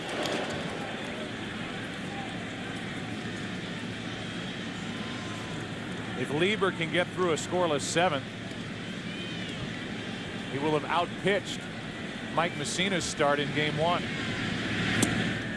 And Messina was perfect into the 7th, but then it unraveled. And you would think that Joe Torre would go to Tom Gordon and then Mariano Rivera. Lieber could fit this game right into that late inning formula for Joe Torre. He can get through this 7th. Jeter to his right. 1 out. Back to the home run by Olrud. Pedro started him off speed. There's changeup down, came back with another changeup. Clearly thinking John was swinging early in the count. Perfect backdoor slider. Comes back with another changeup. You see Varitek setting away and throws a fastball in.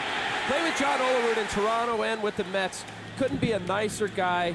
Really, when you say one of the nicest human beings you want to be around, and for the longest time they tried to get him to pull the ball and hit more home runs, and ironically enough, a guy who went the other way hits a home run. And pulled it into right. And with 1 out, Ortiz, strike 1. The top run-producing offense in the American League, the Boston Red Sox, during the regular season, still trying to figure out Lieber.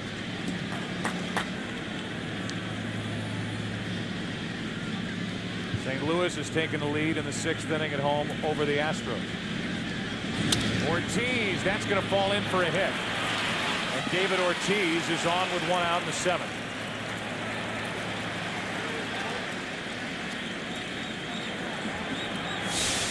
The Red Sox have waited to the 7th inning to get their hardest hit ball of the night. That was the same last night. Yep. When they came up with 5 runs on 5 hits, and it started with 1 out in the 7th. There was the double by Bellhorn last night and the single by Ortiz. Only the 2nd hit and 3rd base runner of the night for the Red Sox. Mel Stottlemyre out to talk. Action starts for the Yankees out in their bullpen, and let's go out to Genie for a St. Louis Houston update. You got it. Weak grounder to first. Now watch Jeff Bagwell. Worried about the batter, not really paying attention to the runner heading home. Yikes. St. Louis pulls ahead, and then Tony Womack. This one gets through, sends home a run, and now it is 6-5 Cardinals, bottom 6.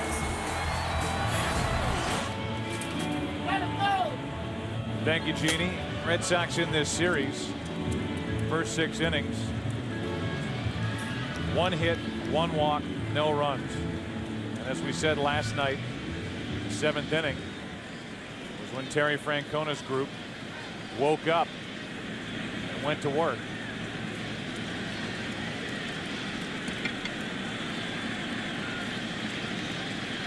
Millar now. Tom Gordon getting loose in the bullpen for the Yankees.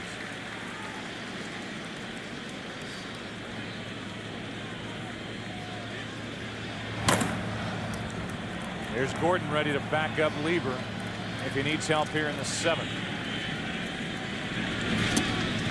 Millar missed that by a foot, and it's 0-2. Sometimes a batter's stance dictates how you pitch it. The Yankees do not try to come inside on Kevin Millar. He sees that ball much better than the ball away. Most guys with open stances do.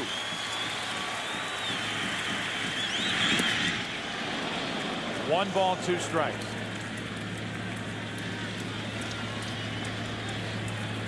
Nixon, a guy who's been hot down the stretch,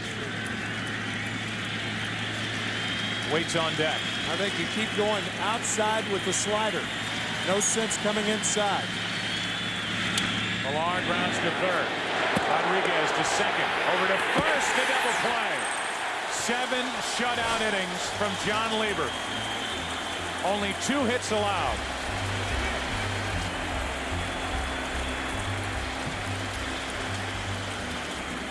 Nicely turned by Rodriguez and Cairo. God Bless America. Again, to be performed here at Yankee Stadium in Game 2. Your attention, please. Ladies and gentlemen, will you please rise? Now please direct your attention to the microphone behind home plate and welcome Mr. Morris Robinson, a former 2-time All-American football player at the Citadel, and now a talented performer at the Metropolitan Opera. In honor of the servicemen and women stationed around the globe, Mr. Robinson will now sing God Bless America. God bless America, land that I love. Stand beside her and guide her through the night with a light from above. From the mountains to the prairie, to the ocean, white with foam. God bless America, my home, sweet home. From the mountains to the prairie, to the ocean, white with foam. God bless America, my home, sweet home. Oh, God bless America, my home, sweet home.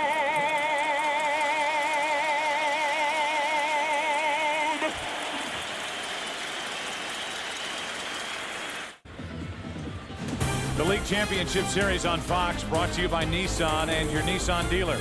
By the makers of St. Joseph Aspirin, America's original for the heart. And by UPS, what can Brown do for you? Nice night to be at Yankee Stadium or up in a blimp. Providing aerial coverage for tonight's broadcast, Ameriquest Airship Liberty. Scott Daniker, Corky Belanger Jr. at the controls. The official airship, Ameriquest Mortgage Company, the official mortgage company of Major League Baseball.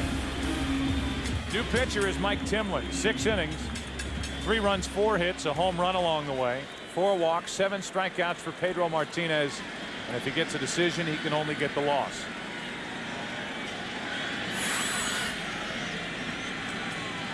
Top of the order for the Yankees, Jeter first up. First pitch swinging, that's a foul ball. Last night, after the Red Sox had closed within a run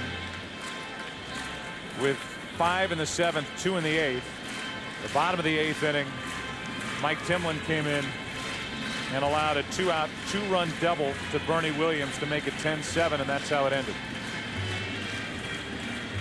So more breathing room for Mariano Rivera. And in the 9th inning, the Red Sox ended up putting 2 on.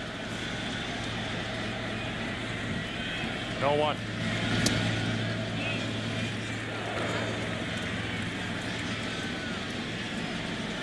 Timlin with the great sinker. He's always had that. He stays inside the ball. He's got a short stride. He stays on top of it. He bores in on the right-handers. He stays in there pretty much the whole at bat. Occasional slider down the way. Tough on right-handers. Set up inside, and Jeter fouls it away. Our game summary is brought to you by Nissan. The pitching line, John Lieber has outpitched Pedro Martinez. Lieber has been fantastic. A 2-hit shutout to this point. Olrud, a 2-run home run, his 9th career postseason home run. That made it 3-0. And the Yankees, when they lead a series 2-0 in the postseason, tough to beat.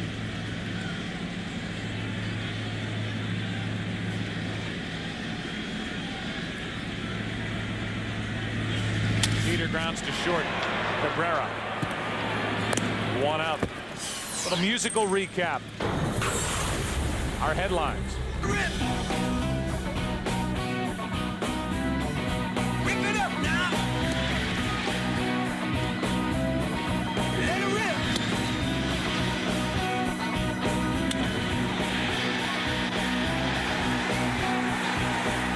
Let it rip. Olrud with a tip of the cap, and John Lieber right now doesn't need any help. Shutting down this Boston Red Sox offense as a 92-mile-an-hour pitch misses for ball 1 to A-Rod. And Tom Gordon has shut it down in the Yankee bullpen. So perhaps John Lieber will be back out there in the 8th inning. Red Sox with only 3 base runners tonight. 2 hits, 1 by Cabrera, 1 by Ortiz. A walk.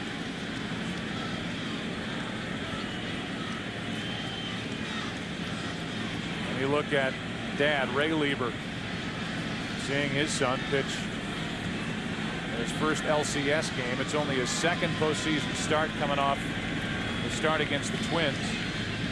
He's never pitched a more important game, never pitched better. Diving catch by Miller.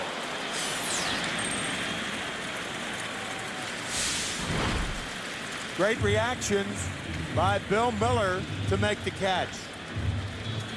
Game break. Let's check in again with Jeannie. Well, on most teams, the number 2 hitter doesn't do a whole lot to help a team. But hey, this new guy's pretty good. Newest member of the Cardinals, Larry Walker, infield single. Tony Womack scores on a throwing error. Walker 3 for 4. His Cardinals lead 7-4. Still in the 6th inning there, Jeannie. Thanks. 2 out, nobody on. Bottom of the 7th, Sheffield ready to unleash, and that's off the end of the bat, his 2nd hit.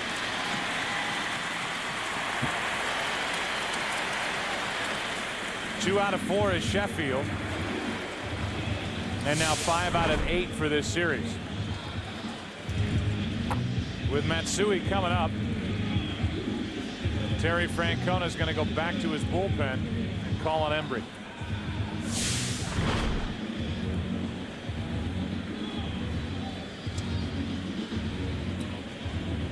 So last night, in not an identical situation, but with Timlin on the mound and Matsui coming up, they leave Timlin in. Tonight, it's Embry.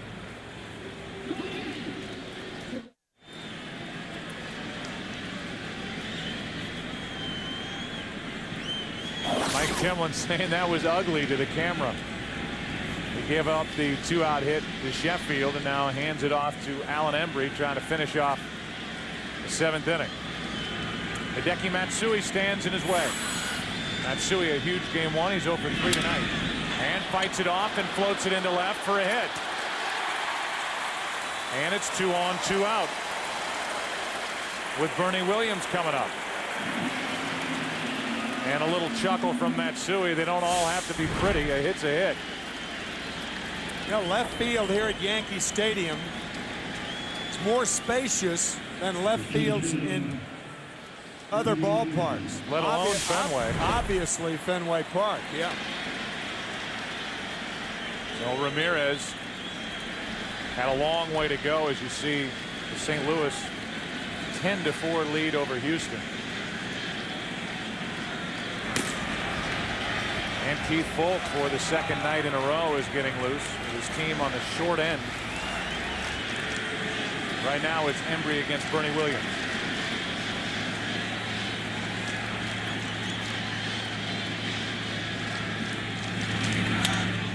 Williams pops it up into right. Nixon coming to get it. Inning over. 2 hits, 2 left. 8 left tonight for the Yankees. 8th inning rolls in. 3-0 Yankees. A couple of left-handed bats to start this 8th inning for Boston, down 3-0. First up, Trot Nixon. Ball 1 from John Lieber. Joe Torre and Brian Cashman were excited to get Lieber, knowing that he would miss all of last year because he's a guy that doesn't walk anybody. As he hits the inside corner, 1 ball, 1 strike. He's a guy that keeps you in games, and when you've got a lineup like the Yankees boast year after year, you figure this guy's going to win a lot of games for you. And he won 14 during the regular season, and the Yankees are trying to win their 2nd postseason game this year. When he starts, Nixon is on to start the inning, and that might be it for Lieber. If you go back to the middle part of September 18th, John Lieber made a start against the Red Sox and got into the 7th inning with a no-hitter going. It was a 14-4 win eventually, as he was matched up against Derek Lowe. And we're about to hear a huge ovation. Ortiz took him deep that day. Torre's going to go get Lieber here. What a job. And these fans know how to salute.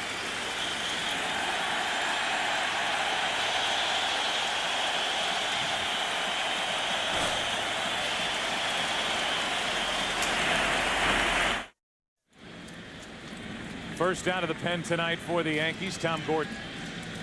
Pitched last night, went 2/3 of an inning, allowed 2 runs on 3 hits. It's Varitek at the plate. He went deep last night. He takes the ball. Hitting a 2-run home run against Tanyan Sturtz. Gordon, #1 setup man of the Yankees. The good fastball and a sharp breaking curveball. 7+ from Lieber, who asked for the ball when he was relieved on the mound in the 7th inning. Game 2 against the Twins. For that accomplishment, fighting his way all the way back from arm injury and surgery.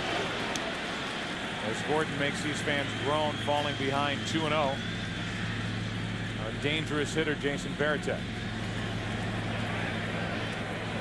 Was 0 for 36 at Yankee Stadium this season, then hit the home run and ended last night with 2 hits in his final 2 at-bats. 2-1.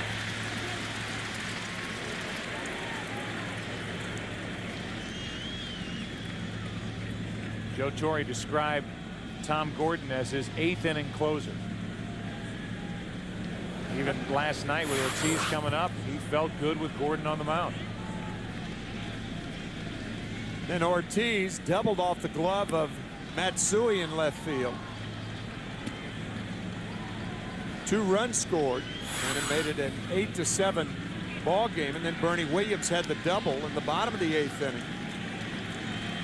That was the end of the scoring. Here's a 2-1 to Varitek. Good pitch, 2-2.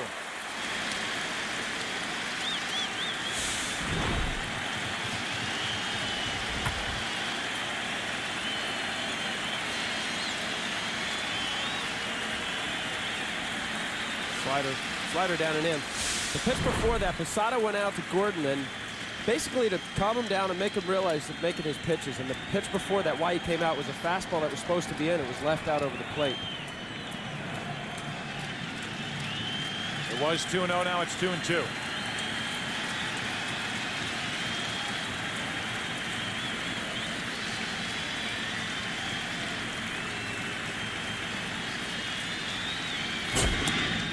Full count.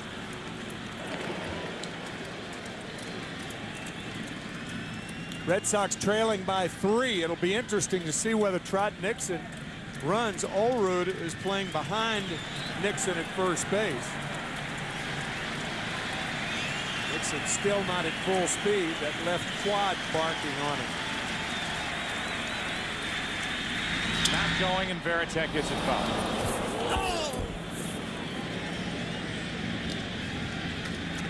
And Varitek needs a new bat. You really can't send him right here because Olerud's close enough where there might be a play at first base, and Nixon slowed by that injury. Nixon a leadoff hit, chased Lieber. Varitek with a full count, dealing with Gordon.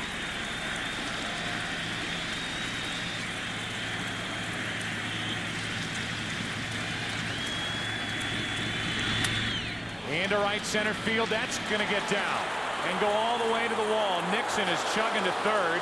They're going to hold him at third, down 3-0. And it's second and third, nobody out, and the Red Sox making noise in the 8th. That's a difference in scoring a run and not scoring a run. Nixon not running at first base. And with nobody out, Dale Swain, the third base coach, forced to hold him at third. High slider, hammered to right center, so Varitek with another big hit. The Red Sox are threatening.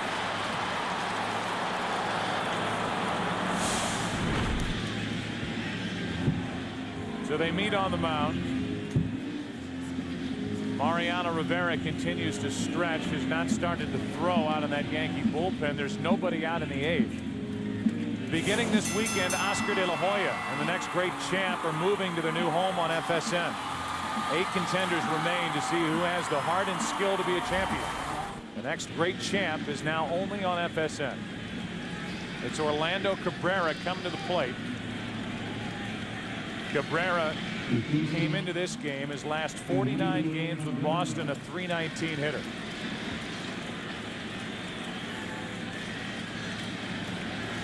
Bottom of the order doing damage, at least getting on base. And Rivera has to crank it up here in the 8th inning again.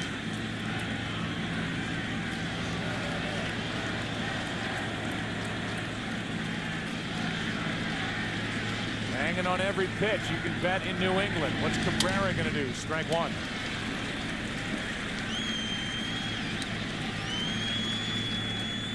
Cabrera, very good fastball hitter. Gordon pretty much coming right at you with a good fastball. There was a first pitch slider.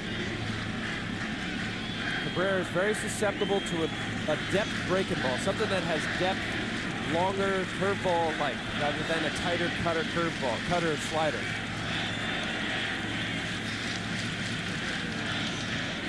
Gordon wants Posada to go through the signs again.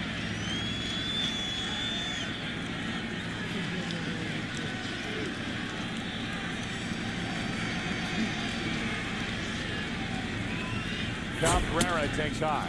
96 miles per hour from Gordon.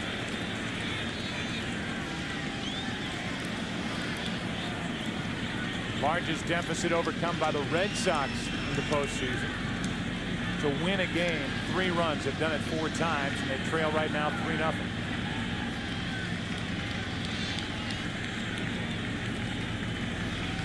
Cabrera with an important at bat here in the 8th. To the shortstop. Nixon will score. Out at first is Cabrera. It's 3-1. And that run is charged to Lieber. So the RBI ground out. The Yankees will take that. And it's a runner at second, 1 out. Trading an out for a run. And when you have a 3-run lead, you can do that. So Cabrera grounds out without moving Varitek to third base. Difference between grounding out to the right side of the infield and grounding out to the left side of the infield. Get your RBI, but you don't move the runner along. Now it's Bill Miller who's had a flair for the dramatic this season.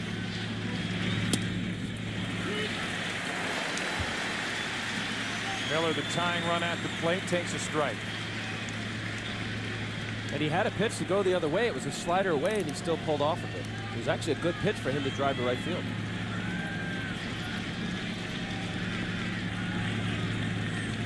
Now it's Miller. 1 ball, 1 strike.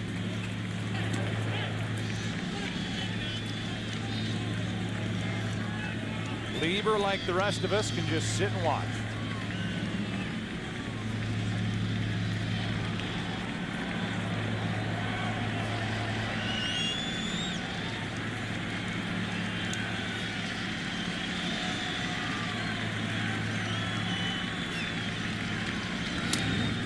Gordon falls behind, 2-1.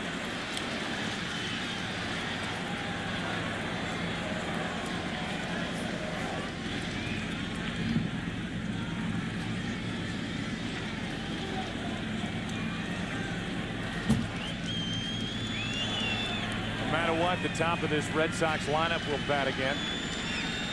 Right now, all eyes on the number 9 hitter, Bill Miller, last year's AL batting champ. 2-1 pitch. 3-1. The hitless Damon on deck. Well, Miller's got a free pitch right here. He can look inside, look for something down. He's a good low ball hitter, and look for something to yank. And if it's not there, take it. Right.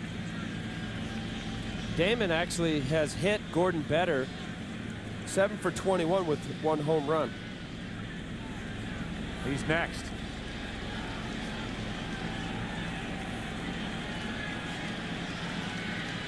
Sox with a lot of late inning noise so far in this series, but they lost game 1 and they trail in game 2 3-1.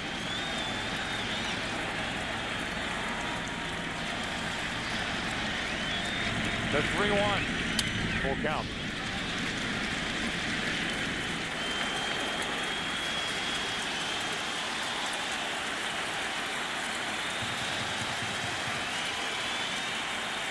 Gordon's got to throw a pitch that he knows he could throw for a strike quality in an area where Miller can't hit it out. Generally down and away.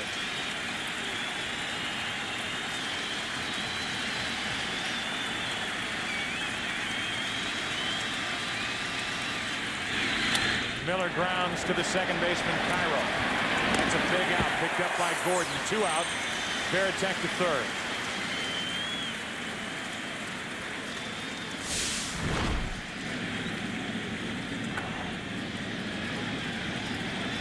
And this ground out will mark the end of the night for Tom Gordon.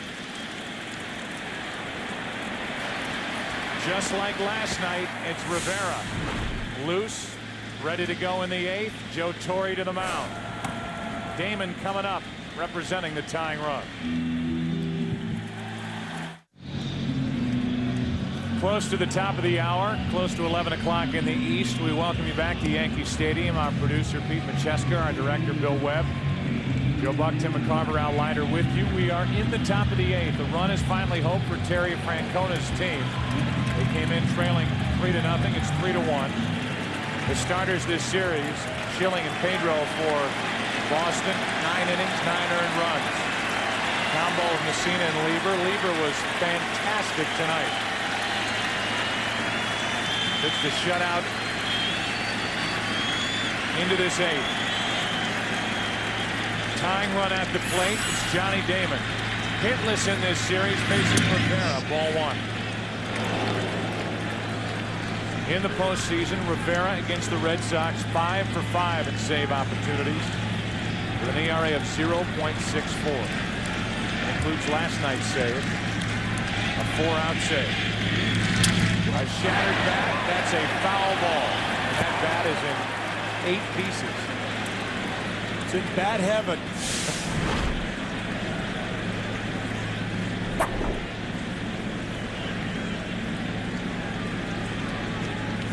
Cut fastball right in on the hands. They see it out over the plate. The hitter does. They commit. Moves about a foot into the handle of the bat. It's almost as though, from an outfielder standpoint, you have to position backwards in this situation. Damon hasn't centered the ball in 8 at-bats against the Yankees, so it wouldn't make sense that he'd do that against Rivera. You almost have to play the outfield in this situation. Damon's been so far out in front on pitches. Now he's in the hole 1 and 2. Also, Rivera's style is very much what you just said, Tim. He jams people. When you have a cut fastball like that, especially coming in on a left-hander, it's hard to extend your arm. Unless it's a mistake, it's got to be a jam shot. Trying to close out the top of the 8th.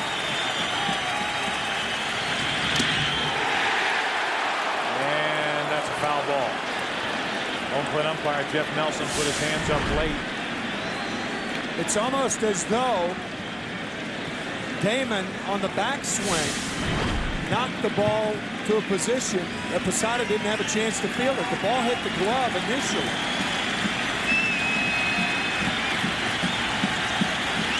Tying run at the plate for the Red Sox in the 8th. 2 and 2 on Johnny Damon. That foul ball one more time. The ball hits the glove. No, then it hit the mask. Once it hits the mask, it's dead.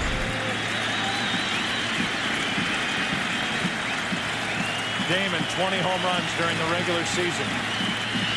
Takes strike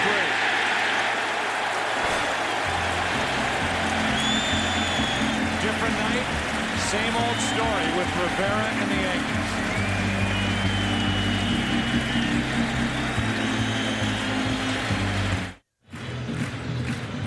The League Championship Series on Fox brought to you by Dodge. You can take life as it comes, or you can grab life by the horns. Dodge. By DirecTV. DirecTV, sports' biggest fan. And by Coors Light, the coldest tasting beer in the world. Up above, again we thank those piloting the AmeriQuest airship Liberty, Scott Daniker and Corky Belanger Jr. Liberty is the airship of AmeriQuest Mortgage Company, official mortgage company of Major League Baseball. Another tight game, a 2-run affair, and Alan Embry is trying to keep it that way. 3-1 Yankees, bottom of the 8th. Posada first up.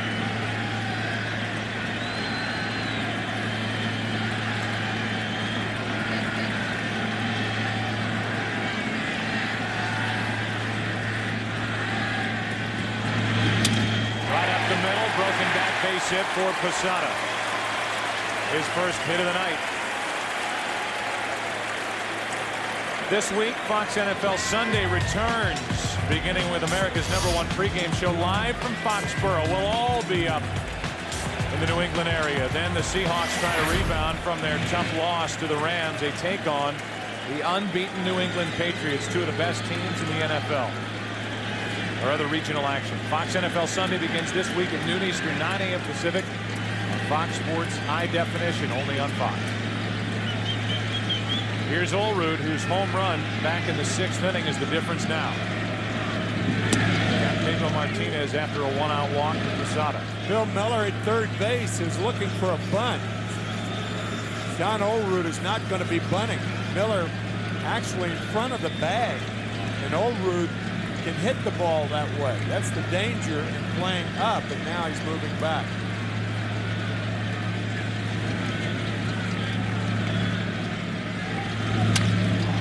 In the air to right center field, Damon back for out number 1. Didn't get all of that. He got all of his shot back in the 6th inning, which is at this point the biggest swing of the night.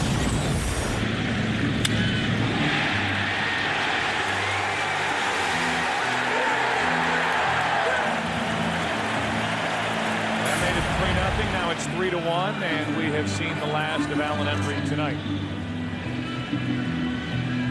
Folk appears, Embry disappears, Cairo and Lofton coming up. Yankees batting, 1 on 1 out, up 2. As we talk here at Yankee Stadium, we look ahead to tomorrow night, 8 Eastern, 5 Pacific. Astros Cardinals game 2 of the National League Championship Series. Pete Monroe against Matt Morris. It's Keith Folk here against Miguel Cairo. Ball 1 high. Folk is the closer for the Red Sox.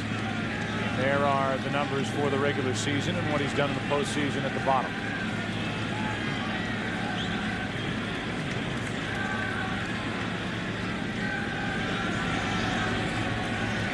Shot at first with 1 out. And a check. This move with Falk being in the game right now, assuming the score stays the same, you don't want your closer not having pitched for so long. And having him getting an inning in here is important with the off day tomorrow. Travel day tomorrow, and then we resume on Friday night at Fenway Park. And Cairo gets hit by the pitch. Put 2 on with 1 out. That was the furthest thing from anybody's mind. Looked like a changeup. Hit him on the left shoulder. That'll bring in Lofton with 2 on and 1 out. Assuming the Red Sox don't come back and win this game, and in my mind that's still an assumption with Bellhorn, Ramirez, and Ortiz coming up, even with Mariano Rivera on the mound in the 9th inning for the Yankees. The Red Sox would be down 2-0. There's a strike to Lofton. You know what the quotes will be from the Red Sox clubhouse after the game, being in that situation, and I, for one, I'm willing to accept that they're not going to be devastated. They won't like it, being down 2-0, but this group does not appear to be the type, the Red Sox, it will fold as they head back to Fenway Park on a check swing foul ball to make it 0-2. Obviously, you don't want to be swept by the Yankees in New York, but this group is a unique bunch, and you know they'll come out fighting on Friday night. There is no alternative. What else are you going to do if you're down 0-2 or you're up 2-0? You have a job to do, and that's execute.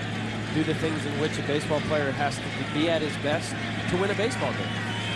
That baseball game. Bronson Arroyo is scheduled to pitch game 3.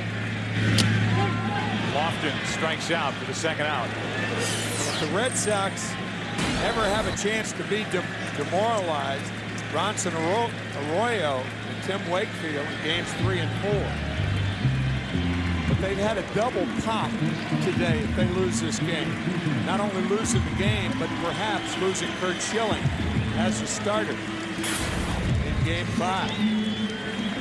They're going to work him out at Fenway Park. They're going to try to figure out some way to stabilize his right ankle to allow him to pitch in game 5. You brought up a good point in our meeting. You can make a case for the Red Sox just waiting until game 5, not putting him through the workout on the side to limit the wear and tear on that ankle and see what happens in game 5 and have an alternative ready. Derek Lowe would be the alternative. There are many starts during the year where you just don't feel as good physically, 100%, 50, 70%, I don't know what it is, but to have the work in between the 5 days, for what? You know it doesn't, it hurts, his ankle hurts. Why are you going to put some strain and stress on it, knowing very full well it's not going to help? 2 on, 2 out. Cheater takes a strike. It's 1-1. What they will say and what they did say is we just want to make sure that it's even realistic, and if it isn't, if they can't figure out a way to stabilize and support the ankle, they will shut Curt Schilling down for the rest of the playoffs. Game 5 won't even be an option. The 1-1. 2 balls and a strike. I think it's one of those situations where instead of Schilling pitching between starts. It's more to see how he pitches with that plastic sleeve on his ankle. Because the one he had on last night did not support the ankle. They'll try something different tomorrow. Here's a 2-1 to Jeter. 3-1 with Rodriguez next.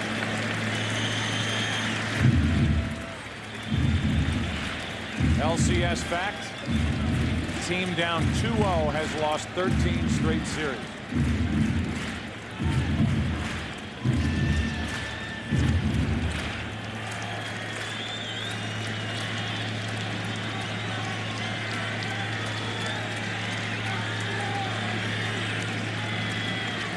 Two on, two out, 3-1 pitch to Jeter. That'll load him up. And just like last night, the Red Sox trying to hang in, knowing they have their work cut out for them with Rivera in the game. Cannot obviously afford to fall any further behind. And it's going to be a matchup of Folk and Rodriguez. Let's see if it stays 3-1.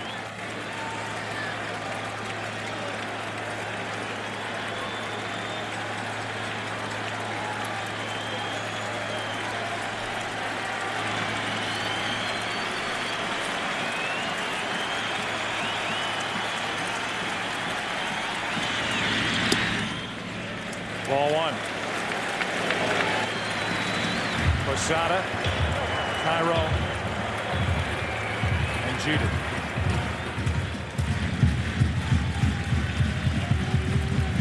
One hit tonight for Rodriguez.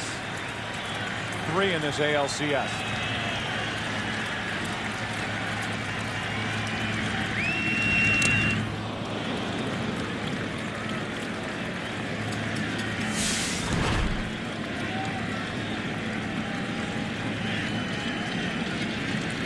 Pulled off a little bit. It has respect for that split finger that he's been throwing a lot of off inside on the righties. Just painted a fastball away. Looked kind of like an emergency hack for 1-0.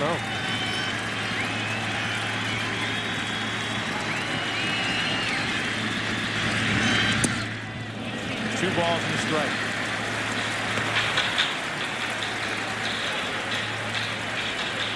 Derek Lowe starts to loosen.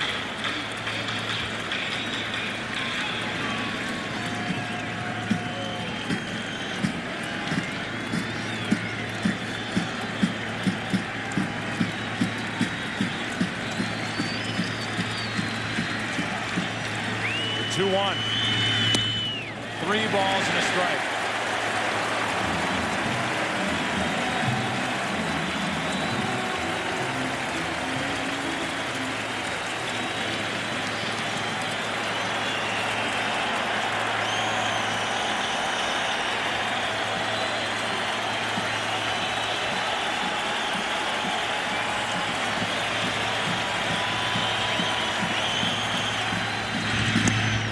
Strike 2.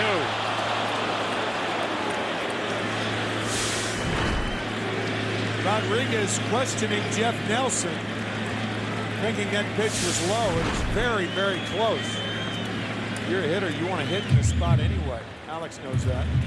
Runners will go. Posada will tiptoe over at third.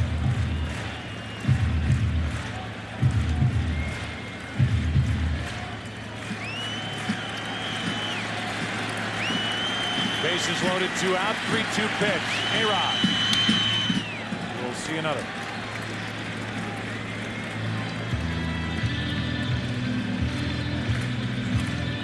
In the 9th inning, against Rivera, Bellhorn, Ramirez, and Ortiz. If anybody gets on, Millar.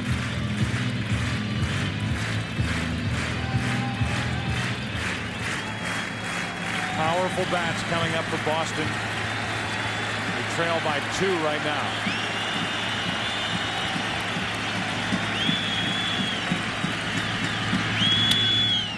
That's into right center field, and Folk has kept the game within a reasonable reach. 2-3.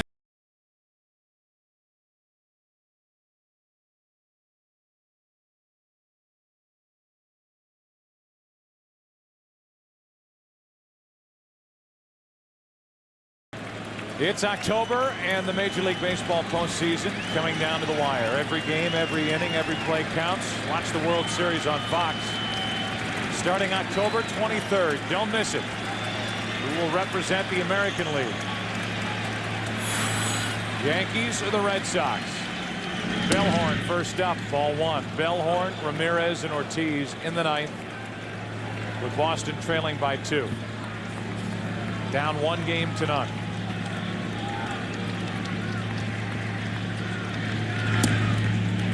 They're in the same spot in St. Louis, game 1 of the NLCS, 10-6.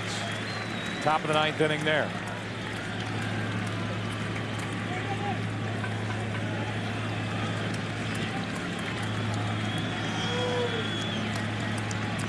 Bellhorn hitless tonight. 2-1.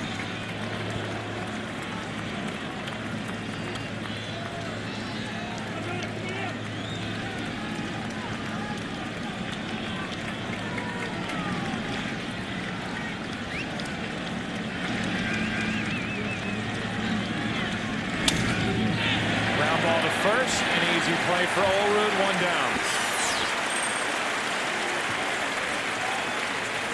Vital to get Bellhorn out because of who's coming up next. Manny Ramirez and David Ortiz. Another cut fastball. The reason why these left-handed hitters have to commit all of baseball and face Rivera is because that looks just like a fastball out around the bunting circle about 20 feet in front, and they have to commit. With about a second out of his hand to home plate, they have to determine whether they have to swing or not in about a half a second. With 1 out, here's Ramirez hitless tonight, and only 1 out of 7 in this series.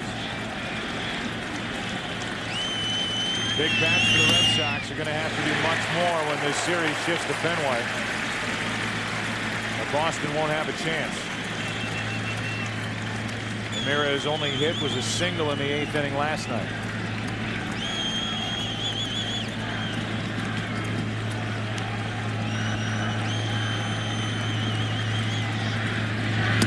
On the inside corner, 0-2.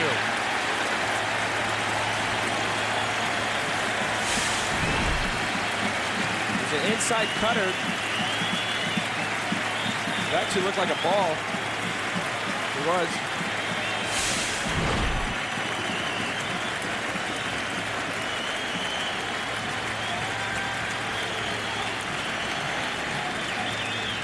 Ramirez checks it on a pitch that was high, 1-2. Pedro Martinez made the start tonight. 6 innings, 3 runs, 4 hits. A quote-unquote quality start, but not good enough. John Lieber better, pitched into the 8th inning. Allowed a run on only 3 hits. Rivera trying to close it.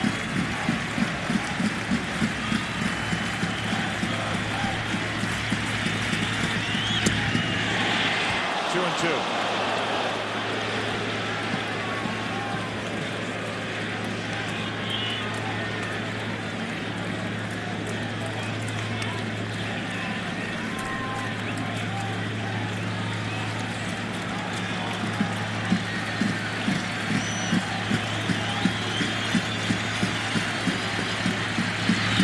Ramirez shoots the gap in left center field. That is a rocket out there up against the wall. Manny Ramirez has a 1-out double. The Red Sox want to keep on playing, and right now they'll send David Ortiz, high on the list of potential MVP award winners in the AL, to the plate as the tying run. That was why it was vital that Rivera get Bellhorn out leading off the inning, because Manny Ramirez is so dangerous. And David Ortiz, the reason that Mariano Rivera did not come in the game last night because of his career numbers against Rivera.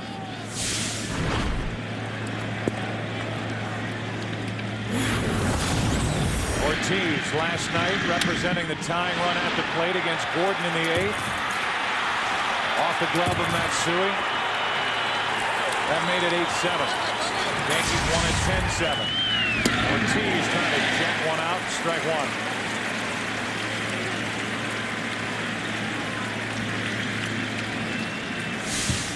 one thing on David Ortiz's mind: to tie the game.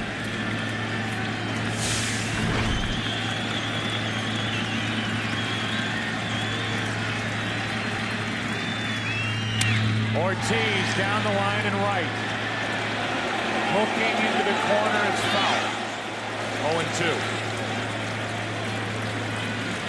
0-2. Ortiz against Rivera. These were the numbers Tim referred to. 7 out of 13 in his career against Mariano Rivera.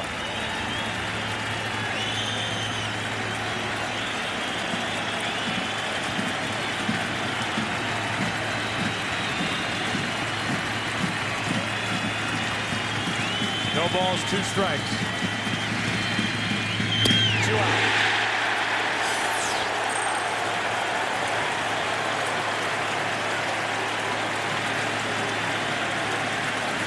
Everything inside to Ortiz. Fastball. Then he pulls one foul. The cutter. No way you're going to hit that ball fair. That 0-2 pitch. No chance. This time it's the tying run in the person of Kevin Millar. 18 regular season home runs.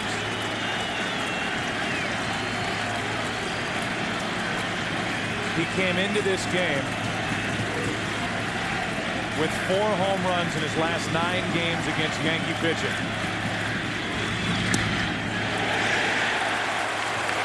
Strike 1.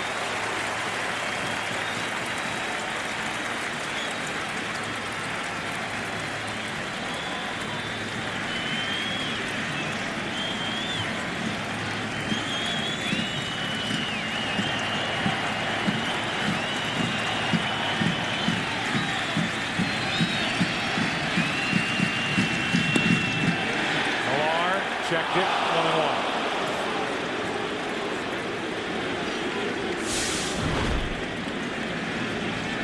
Looked like Kevin held up. Yeah, he did.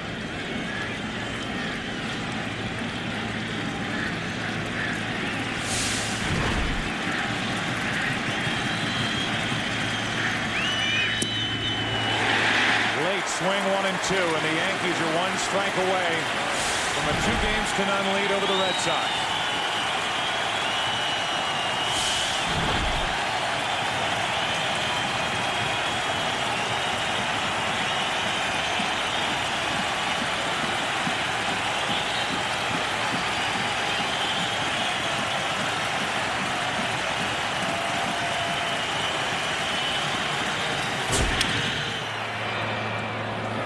Add another bat to the pile.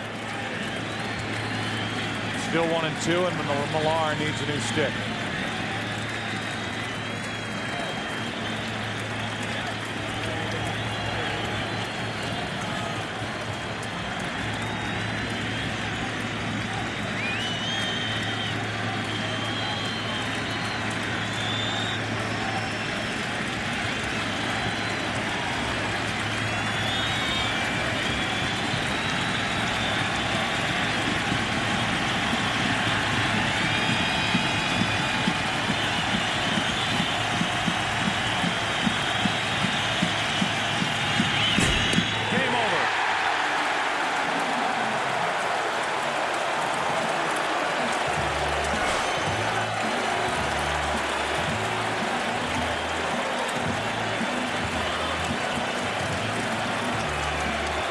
Year after year, game after game, it becomes more and more obvious who the most valuable player is for these Yankees since Joe Torre came here in 1996, and that's him. Mariano Rivera, night after night. They hand it to him. He does his job, and he gets his 32nd career save. He saved both games 1 and 2. Lieber, fantastic as the starter. Outpitched Pedro Martinez.